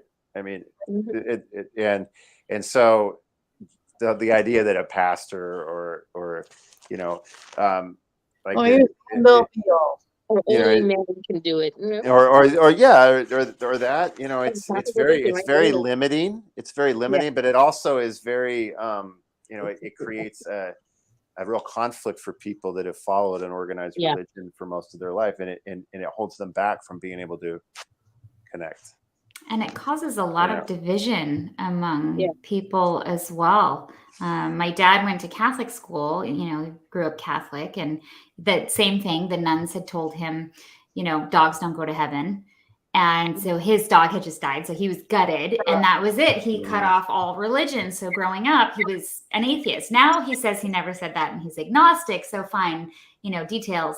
But the point was, it really divided even people among family, believers and non-believers.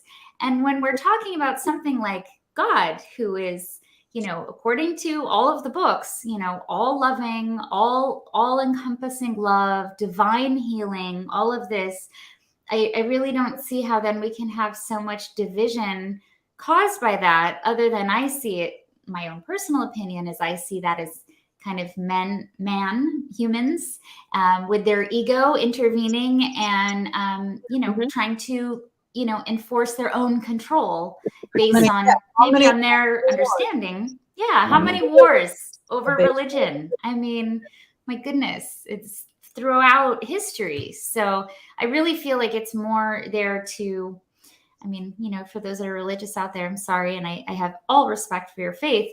And I think it's wonderful if you have faith. I just don't like it when people tell me I'm going to go to hell because I don't have the same We're faith. gonna have a party down there. That's all I gotta say. I'll send you a postcard. I want to say the same thing too, though. None of this is meant to be disrespectful to organized religion. No. It's just pointing out, because we're all connected. We all are equal. We're all connected. And we have the freedom to have our opinions. And Yeah. some of the most wonderful, spiritually minded religious people I've met have that non-judgmental feeling. Me too. I feel like it's the ones that are, really, and it's not even about being devout. It's just really about kind of a tunnel vision where they can't accept others for how they are. I mean, why do I have to live like you and you have to live like me? But we can still be connected. We can still show each other kindness and love. So yeah, we shouldn't let anything really divide us. Not only religion, that look at politics these days. Yes, I mean, we have whole families that don't speak to each other because of politics, and it's so sad to me. And it caused a lot of division, especially during, the pandemic, the people who believed, the people who didn't, and these crazy, arguments, and then political elections. Oh my God, don't even get me started. I literally went off Facebook back when it was like during one of the elections. I think it was like the Trump election. I was like, I can't handle listening to all of you guys yell at each other. This is horrible. It's still going on. It is still going on. No matter what comes up or what is said, no. It's like everything falls on deaf ears. It's people are going to hear what they're going to want to hear, and that's it. And they already have their opinions, so you're not going to change their mind on a comment, on social media anyway. So save that for like in-person arguments, right? Yeah. It's interesting. Go ahead. No, it causes riots. That too. Yeah. The last class I took, one of the instructors, which she talked about, it's just a simple concept, but if you are acting in such a way, whether you're an individual saying particular things or your organization espouses certain concepts, if you are dividing people, if you are creating conflict, you are predatory. And that was the word she used, was predatory. And and from a spiritual person, that's the opposite of what a spiritual person should be striving for, right? Because spirit is, we're all spirit, we're all connected to spirit, we're all one. Mm-hmm. And so really it's the opposite of it. And so I say it's an interesting concept, just the idea of predatory. And even if you're like, I was considering the idea of exposing somebody I know who's pretty religious to some of the things that I offer, the healing. And I was asking spirit, should I do this? Because I'm not sure. And so I was meditating and channeling. And right now the way that I generally get my answers is through imagery, flashes of images. Mm-hmm. And I got these two images. It was really interesting. I got a great white shark. Ooh. And the first thing I thought of was, oh, are they going to be really mad at me, and come after me? And eat you up. and eat me up. And then the next image I got was this really peaceful looking house on a grassy knoll overlooking the ocean. And what I realized it meant was, you are being predatory toward their peace right now. Yeah. Right now they would receive it as predatory. Right. And really maybe you're, to some extent, my intent was even a little bit predatory. So you're the shark. Oof. Yeah. Yeah. Yeah. That takes some serious, inner, reflection to even be able to recognize that for yourself too. And it's wonderful because so many of us, it's important to check ourselves, right? Yeah. Not everybody is ready. I mean, I always look at it like, we're all on our journey, right? We're all learning, we're all growing. But when you're ready, they say, especially in Reiki, the teacher will appear. So if the teacher's kind of going after you, that's not really, is that really for your highest good? I don't know. And I wasn't thinking about it consciously, but the reality was, I'm human. We all have our weaknesses. I wanted to help the person. Yeah. But I also, I was going to take a certain level of satisfaction and bring you over to the dark side. Let me show you something that really works. It was a little bit ego driven. I mean, it certainly wasn't my only motivation. I genuinely want to help the person, but and in that sense, it was kind of predatory. Yeah, but it is a learning curve. It is, because at some point you do need to be a little, because some people won't accept it or don't understand it because, again, they have that fear. So, is it your job to break through that fear? Maybe. Well, like with Jimmy, my friend from Ohio, I would be more inclined to push with him. Right, and so we'll push him. We'll push him right. Well, because I think he is. I know he could handle it if he chooses Absolutely. to. Absolutely. You know what I did? I pulled a card while Athena was talking, and I did it for you, Brandon. I was like, you know what? Because I have spirit animal decks and stuff. So I was like, you know what? I wonder what will come up for him. And it was funny because it was a frog. And it says, the symbolism is a feminine energy, creation, and it is, the frog is a creature of the water and has been associated with new life.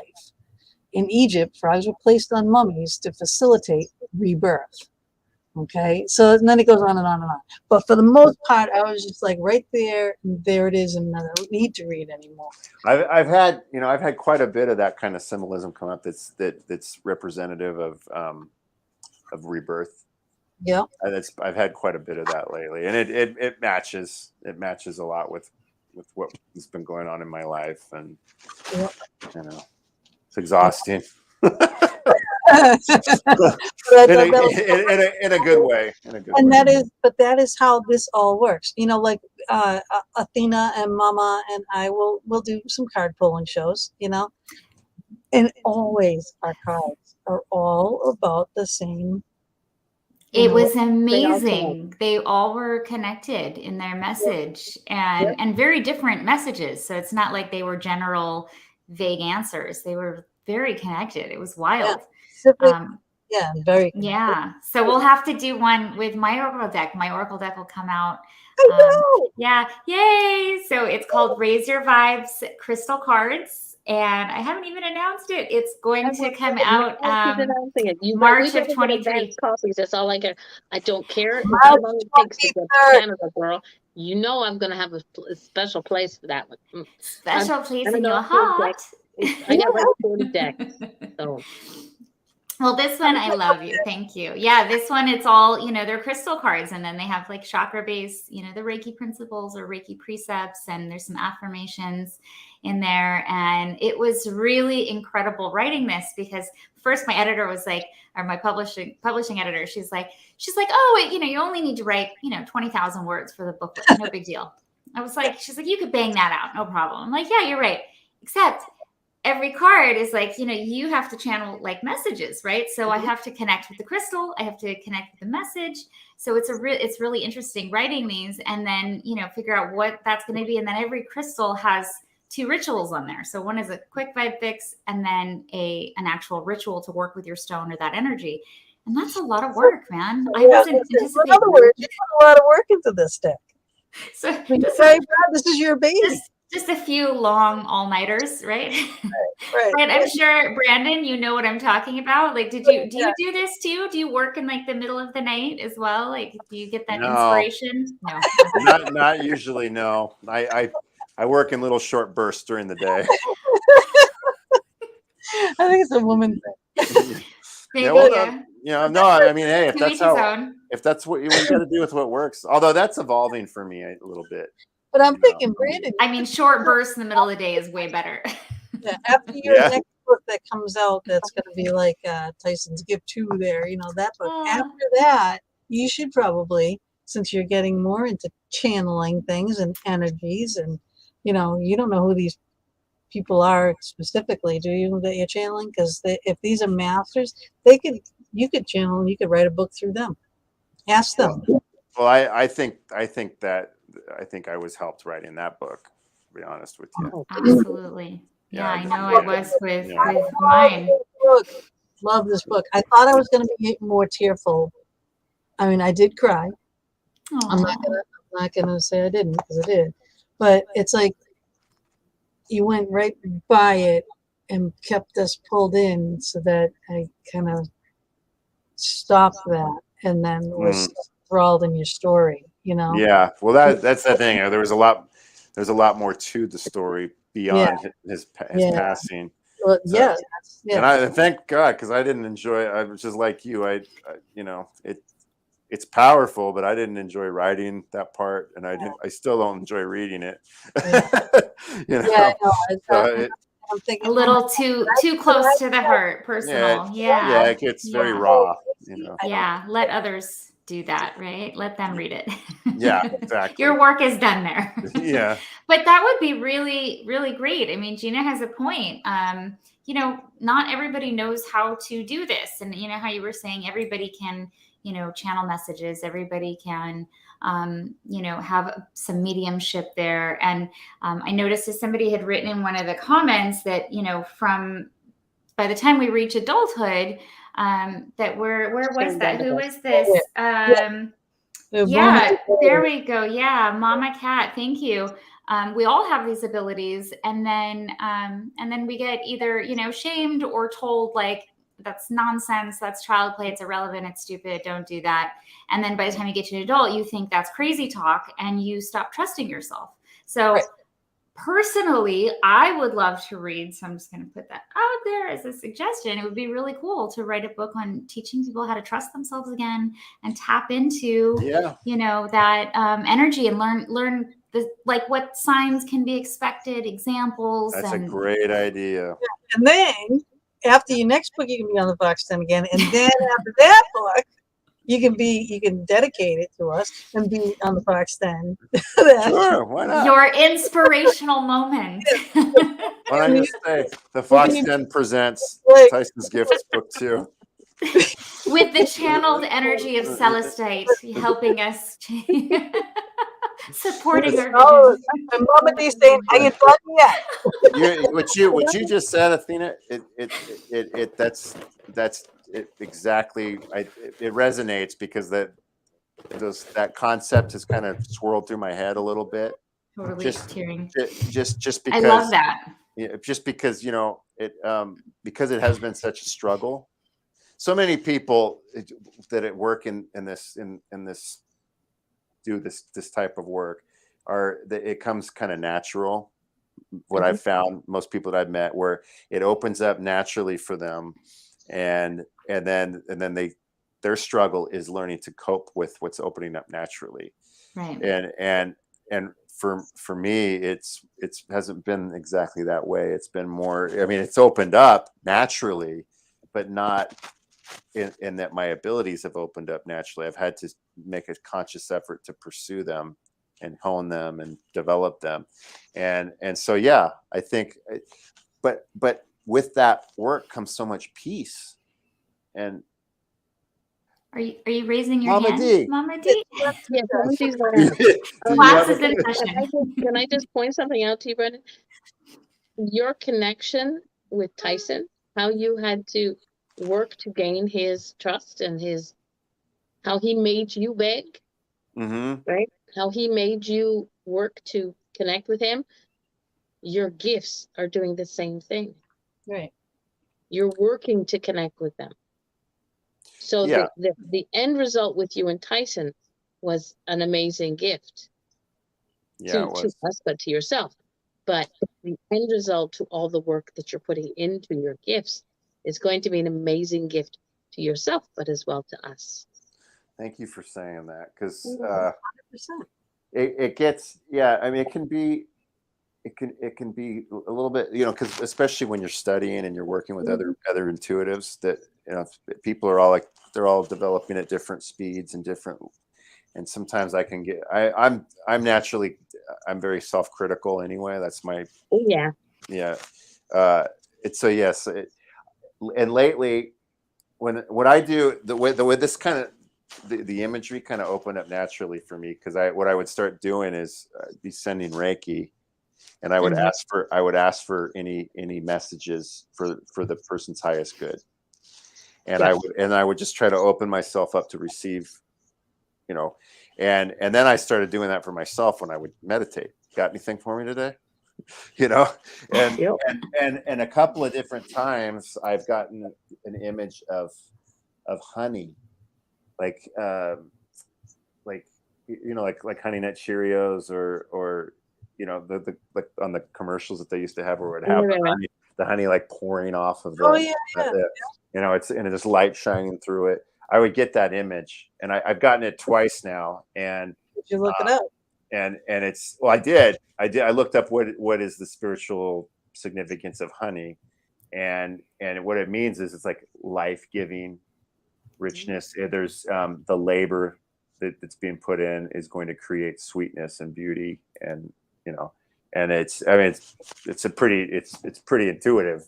But I keep getting images like that have that type of message.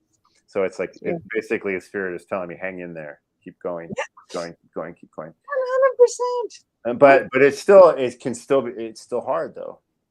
It's hard. Well, you're still human. It's okay. Yeah. Forgive yourself a little bit sometimes, But sometimes we also need a day off. You need to just, not even a whole day, half a day, to just kind of let it all go for a second. We kind of get into this mode of go. We have to do this. We have to do that. And then it's like burnout. I love mowing. I love doing yard work. Come on. Three hours a week I spend in my yard mowing. And that's fantastic grounding. Yeah. Look, you're touching Mother Nature, Earth, your feet on the ground. I mean, this makes all of us feel better. More than the night, do you like the moonlight, or do you like? I mean, what would you prefer, like to do energy work in, moonlight or daylight? Probably daylight. If I had to choose between the two, well, it depends on how hot it is. but I mean, I could do both. I mean, I like both, but you feel more strength in the daytime, in the light, and outside. I would say so. Yeah, I'm kind of like light sensitive. Like when at nighttime, I tend to get it makes me lethargic. I mean, like anybody else, but like when I worked graveyard when I was a cop, I hated it. Oh, because it just was so I just felt so tired, See, again, now that's a different gift thing, right? Because some people have more strength in the day, and then some people have more strength in the night. The moon people, they gather that strength in the moon, like the goddess Diana, who brings all that strength. So there are people that worship the moon because that's their strong point. So, then again, there is a thing to learn about all these different areas and aspects of where your strengths are. And you don't realize these things, is it water? Is it air? Is it fire? Is it, you know what I mean? All the signs, the elements. Okay. So there's all these things come into play. Yeah. There's so much to learn and so much to pick up on. And you don't realize it until someone points it out, but just honing in on one of those specific gifts will enhance all your other gifts. Mm-hmm. That's why I love what she does. I love Athena's crystals because it will enhance all these gifts. The stone that she brought up tonight will enhance, would help you. You should probably have one. That was cool. And it will help you enhance your gifts. I believe that 100%. Yeah, and and we all have them. So like you said, I myself have searched for books, like in my frustration. Can I find a book to tell me how to do this, to open up, and so yeah, there you go. But there's it's one of those things like for the average Joe. Raise your vibes, yeah. That's the key. Well, that's a huge thing right there, is learning how to raise your vibes. Yeah, it can be that was kind of my whole thing, is I was working on during the pandemic, and it was when so many of us were struggling, and so much of that just literally poured through me through source. It was incredible. And I would get into these modes where it was just like, I'm at the, my laptop, and I wouldn't even, like, my kids would come in, and thank God my husband wasn't working. So he would come here, like, no, mommy's working here. I'll feed you over here. Yeah, he's so cute. He would bring bowls of fruit to me. Like, you have to eat, and I'm like, oh yeah, thank you. These like deadlines, and it's like I have to get it done. And then I also have like inspirational moments, and that's why I was asking, like, if you're like that as well. For me, I'll get these moments of inspiration, and I literally, if I stop, I feel like I lose it, or I can't tap back into that again. So I just, as a creative, it's like, no, I have to do this right now. I have to get into it. And when I receive, some people call it a download, some people call it inspiration, like whatever name you put to that. I typically get mine late at night. Well, that's awesome that you know to act on it. It's, I feel like I feel like I have to. It was really an interesting thing. So I'm a Reiki master as well. So I, I've done healings, thousands of healings now already. And after I wrote this book, which I thought was so interesting, when I would sit for sessions, I started getting like messages, like, and I can hear, like I hear things and I have like a sense of knowing. So, but I would get this like where I could feel or hear, I can't even know how to describe it still, but I would get this knowing, this sense, and it would be these messages that would come through, maybe from, you know, their grandparents. Yes, yeah, claircognizance, and then I have clairsentience. So between the two, you know, I've got chills and my brain is going crazy, and I'm not even talking to the person. I mean, I'm sitting very, you know, serene. I'm like, you know, in a meditative state. And so at first I was like, I don't know what to do with this. I never considered myself, you know, a medium. So this was kind of, this is where your book would come in handy. You know, the one you're going to write soon. Yeah, that would have that would have been great because I didn't know what was going on. And then finally, and then that message would stay with me, it would stick and like gnaw at my consciousness, I guess is the way to put it. So finally, I just decided, you know, I'm just going to tell them. And the client might think I'm completely off my rocker, or, you know, it'll make sense for them. And it was such a relief to release that. So for anybody out there, if you are receiving information and you're worried about someone's judgment of you for sharing that, let that go, because maybe they need to hear that message. And it's never in a harmful way. Yeah, it's not something that's harmful, like, oh, I don't like your shirt. Nothing like that. It's more like, wow, I did a Reiki session today, for example, totally freaked out in the middle of it because I kept hearing or feeling, I kept hearing like pregnancy. I was like, whoa, okay, I'm not about to go tell somebody they're pregnant. Like, I don't want to deal with this. And started listening. My phone just, you know how all of a sudden. It does. I think the pregnancy word. Pregnancy word stimulated. So it was so weird because it wasn't like she was pregnant now, but it was like, I don't know if this is maybe you're hoping, or you're mourning a chance you lost, like with a former, you know, without going into too many details, she responds like, that's wonderful, because I've really been thinking about pregnancy a lot. And I was like, whoa. I was like, really? I'm like, thank you so much. Now I don't feel like a crazy person. Like, thank you for validating that. Yeah. So, you know, it's important to, if you get that message, however you get it, whether you're feeling it, you're hearing it, you're seeing it, with, you know, I wish I could see visuals. That would be cool. That only happens if I'm actually seeing a spirit. Careful what you wish for. Careful what you wish. You're right. I take it back. I get flashcards. Sensing and hearing is fine. It's plenty. I agree, because some of these things you don't want to see. I'm telling you, you know.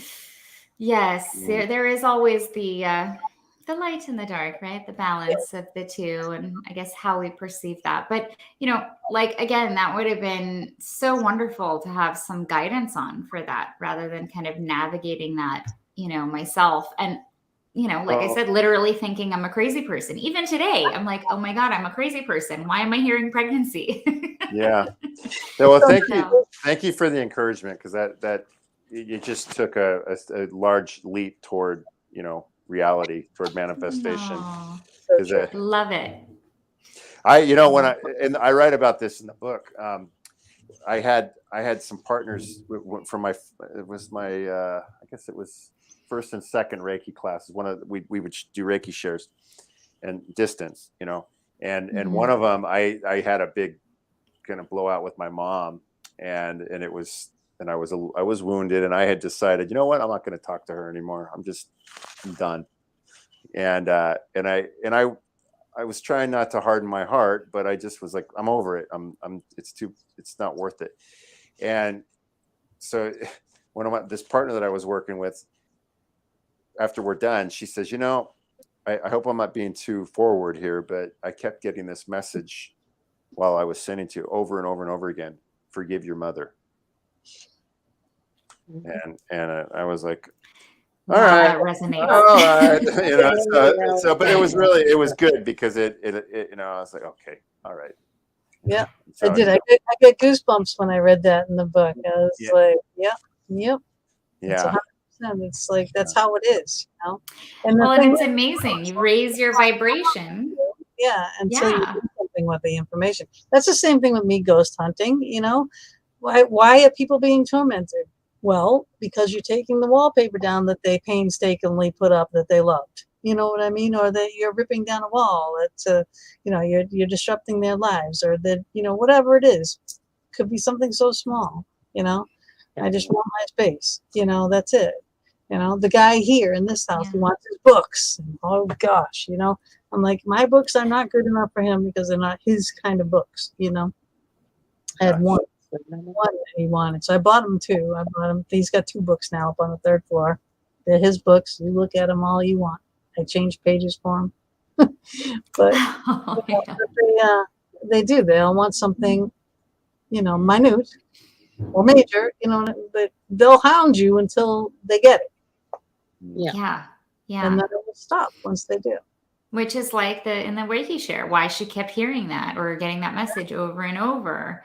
And it's true. It just kind of nags at you, gnaws on you until you, take action, which is, kind of a nice thing because it's like that encouragement. Like, no, you need to trust yourself, trust your intuition. It's not going to leave you alone until you, take an actionable step. Yeah.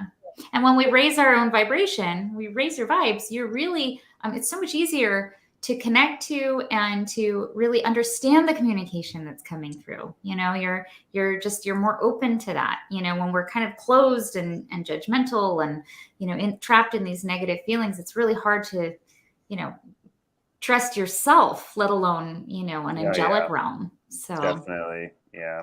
Yep.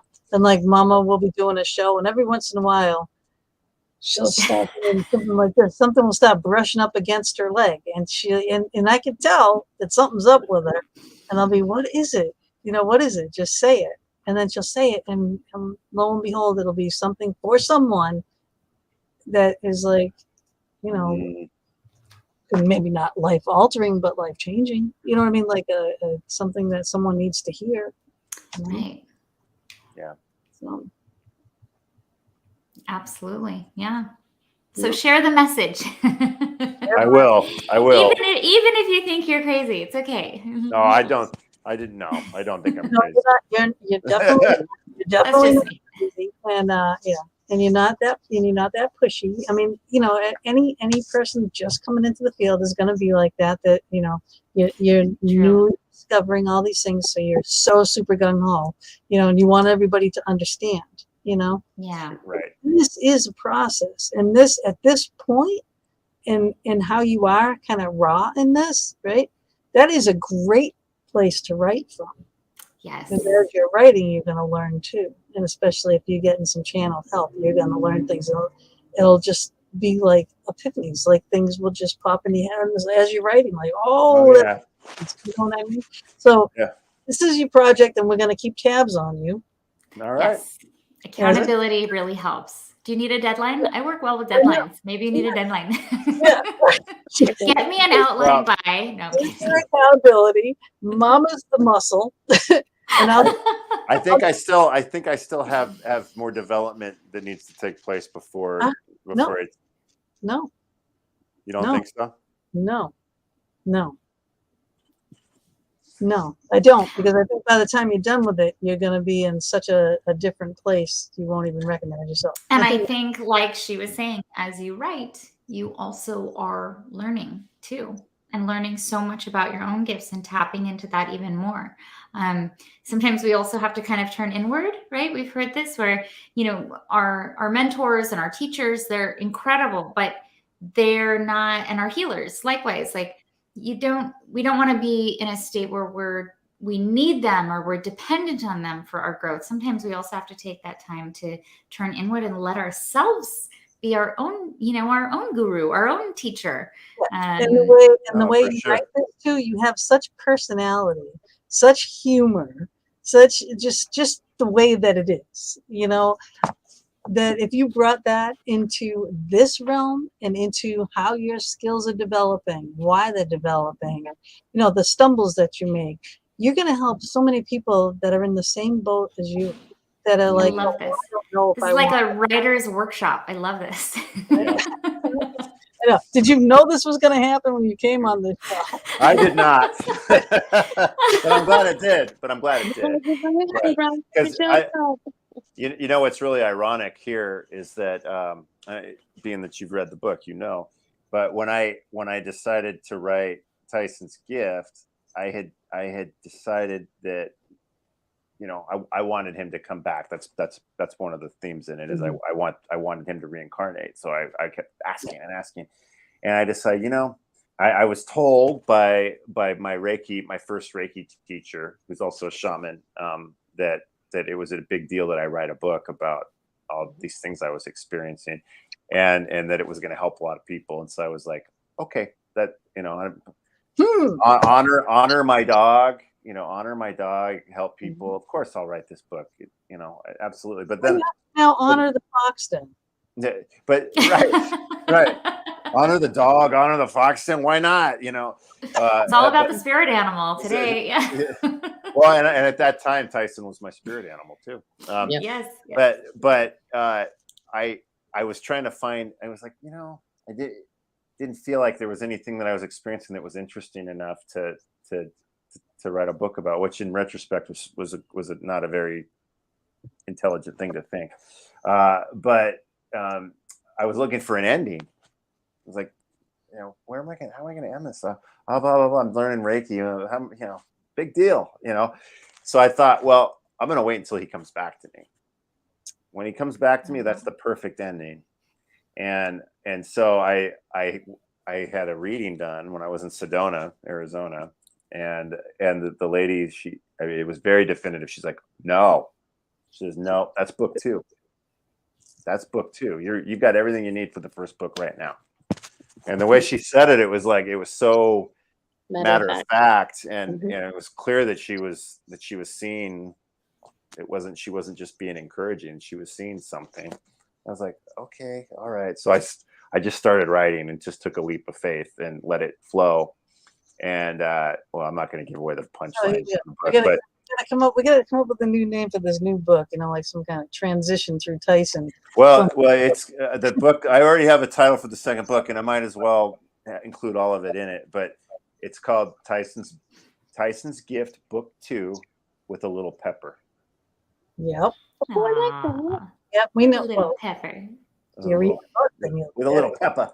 A little pepper. Little pepper in here. Yeah. But, double meaning, Yeah.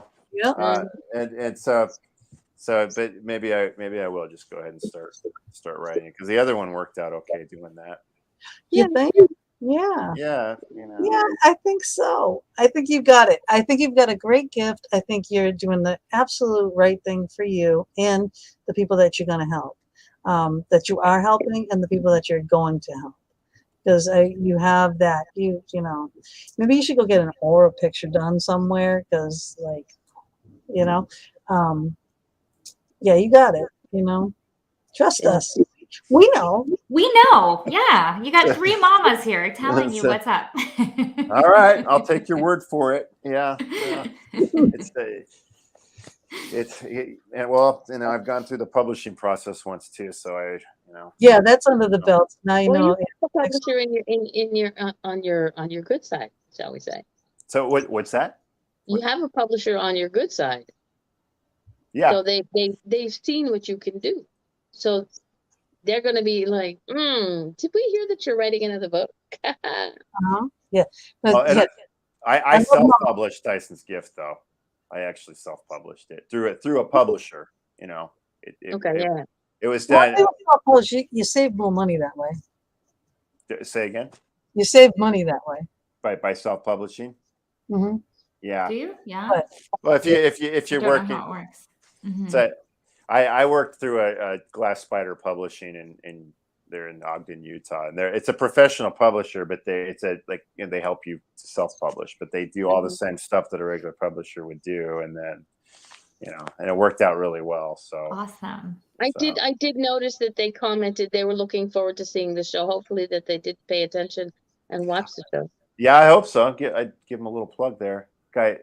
Yeah. Especially the second half where we discuss your future with them. Yeah, I didn't expect. He's I really got to give a shout out to him, because he's a writer himself, but when he publishes, he really puts his heart and soul into his clients' books, and he really took a particular interest in mine, because it spoke to his heart. Animal lover. Yeah, animal lover, and he put it was interesting too, because the way I found him felt very guided. Very guided. Yeah. So I'm sure. Surprising. Not There at are all. no coincidences and there are no accidents in this world. No, and I'll probably put that in the second book too. Actually, the way it went down was pretty. It was pretty Good. interesting. I would like to know that. Yes, I mean, I'm sure we all would, especially a continuation of this. I mean, we already have. You have to read the book because I'm not going to give it away. But at the end of it, it's like, yeah, you already have your segue. So now it's like, let me sit here going. Yeah. Well, and the way the segue happened, it was so interesting because it didn't, it happened right after I finished it. Yeah. Yep. Which Yep. I won't get into any detail. People can probably intuit about what kind of. Go and get the book. Go to Amazon. Even Amazon.ca has it, people. So if my Canadian friends go on over there, American friends go to .com, UK friends .uk. Get your rights. TysonsGift.com. Yeah. Look at that motorcycle cop right there. Yeah. Yeah, that was a fun assignment. That was a fun assignment. I loved riding that Harley. You guys get a chinchilla. We got Skipper D. We got him just actually right before Tyson passed away. That's the Christmas before, and we still have him, and he's just as crazy as he's always been. He's the coolest little guy. I love him. Huh? Do they take dirt baths? Like, do they? Yeah, well, it's actually really fine dust. It's like volcanic. That's what it is. Yeah, and that's how they clean themselves. They get in there. It create. You always have this fine dust everywhere or near where he's at. But he is just. I mean, talk about a big personality.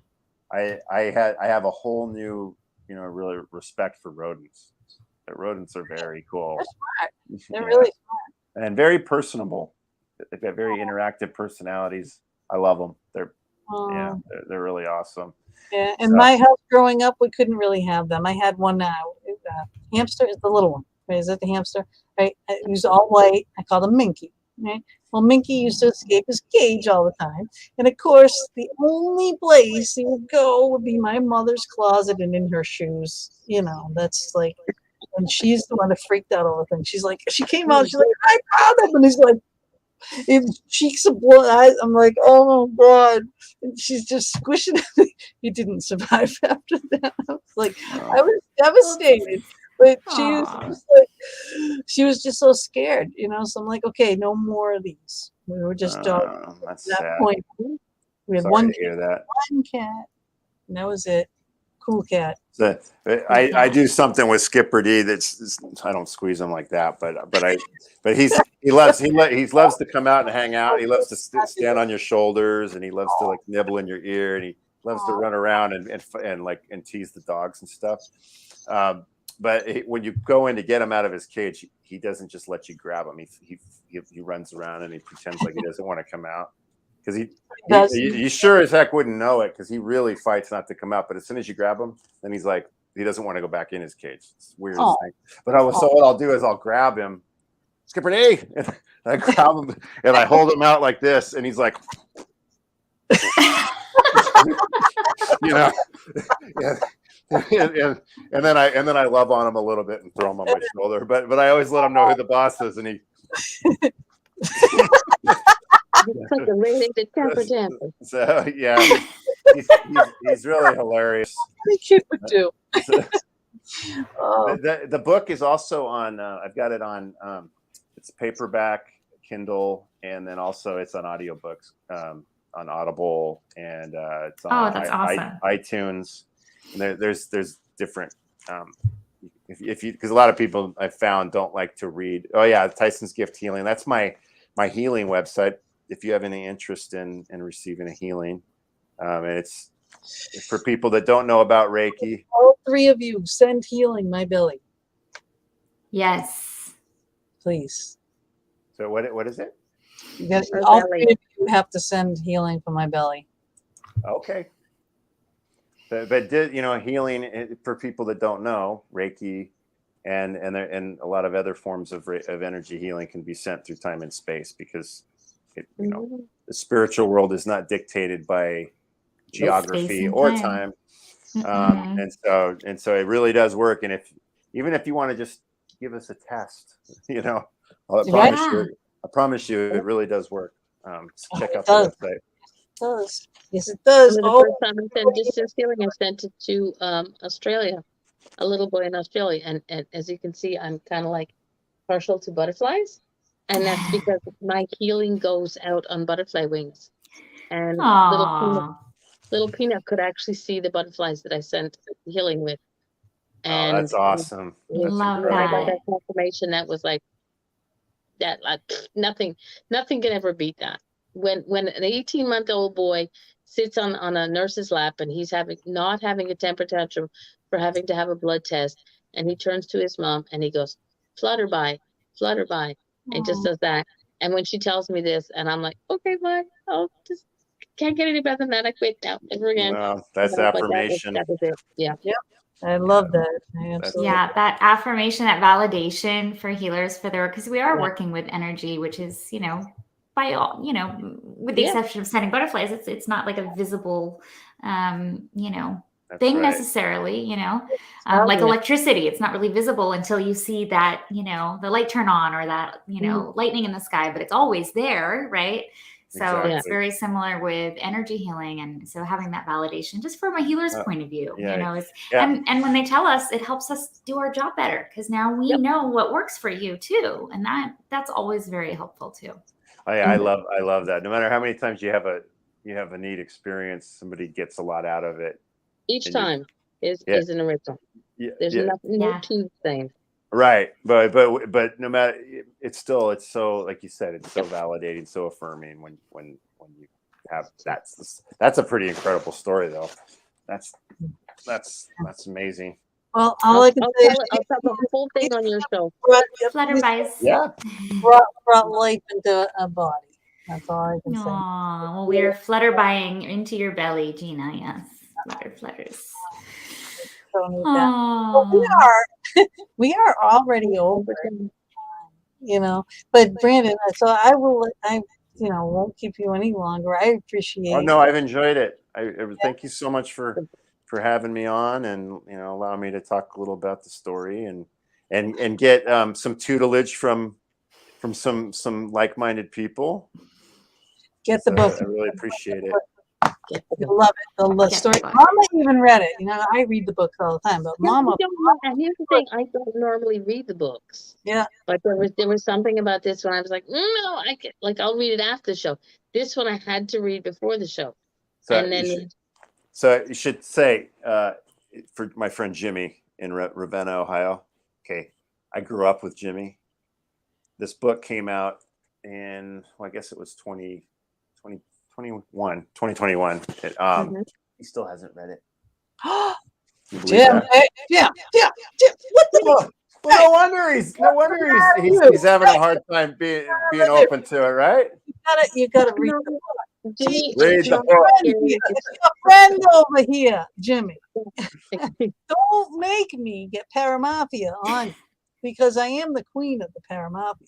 Right? But no, seriously, it's a great book to read. It is a great book to read because you'll understand what he went through, the journey that he went through. It's got comedy. It's very humorous. It is exactly who your friend is. Yeah, it follows exactly the way he is. It even has toilet humor in it, right? Jimmy's the king of toilet humor. So and you can appreciate. All right. But he would absolutely love it. He would. So Jimmy, get on the shtick. You don't want Mama coming after you. He's a fellow redhead too. Oh, he's a ginger. Yeah. He's a ginger. He's a ginger. Yeah. Thank you all for sharing your evening with me. No, Mama Cat. I love the doll. I love her. I thank you for being part of the show as well, because all you guys that watch and comment are part of the show. So we love you. We love your thoughts. We love seeing your comments, and you made some really, really valuable input, and that helps us too. So thank you so much for coming on here and sharing and making your comments and your questions. It's awesome. It always makes for a more dynamic show. We're engaging with each other. It's awesome. That's what it's about. That is what it's about, connection, right? So everybody, again, get Tyson's Gift. Go to tysonsgift.com. You want healing? I'll put that up one more time. Okay, tysonsgifthealing.com. And then tysonsgift.com are his sites, right? So you can go to all of, his social medias if you can find him, because there's a million Tyson. I was looking at don't look up Brandon Wainwright. Just look up Tyson's Gift. Now I know. Yeah. Yes. Look up Tyson's Gift, not Brandon, because there's 50,000 Brandons. But we do. Yeah. Hey, hang with us just for a minute here. But I'm going to say good night to all of you guys, and thank you all. And thank you, Athena. Thank you, Mama. I love you, Mama. And Brandon, you're the best. Thank you. It was nice to meet you. And nice to spend some time with you. I really enjoyed it. It was like hanging out with some friends. It was good. Right? Awesome. Right? So hang out just a couple more minutes.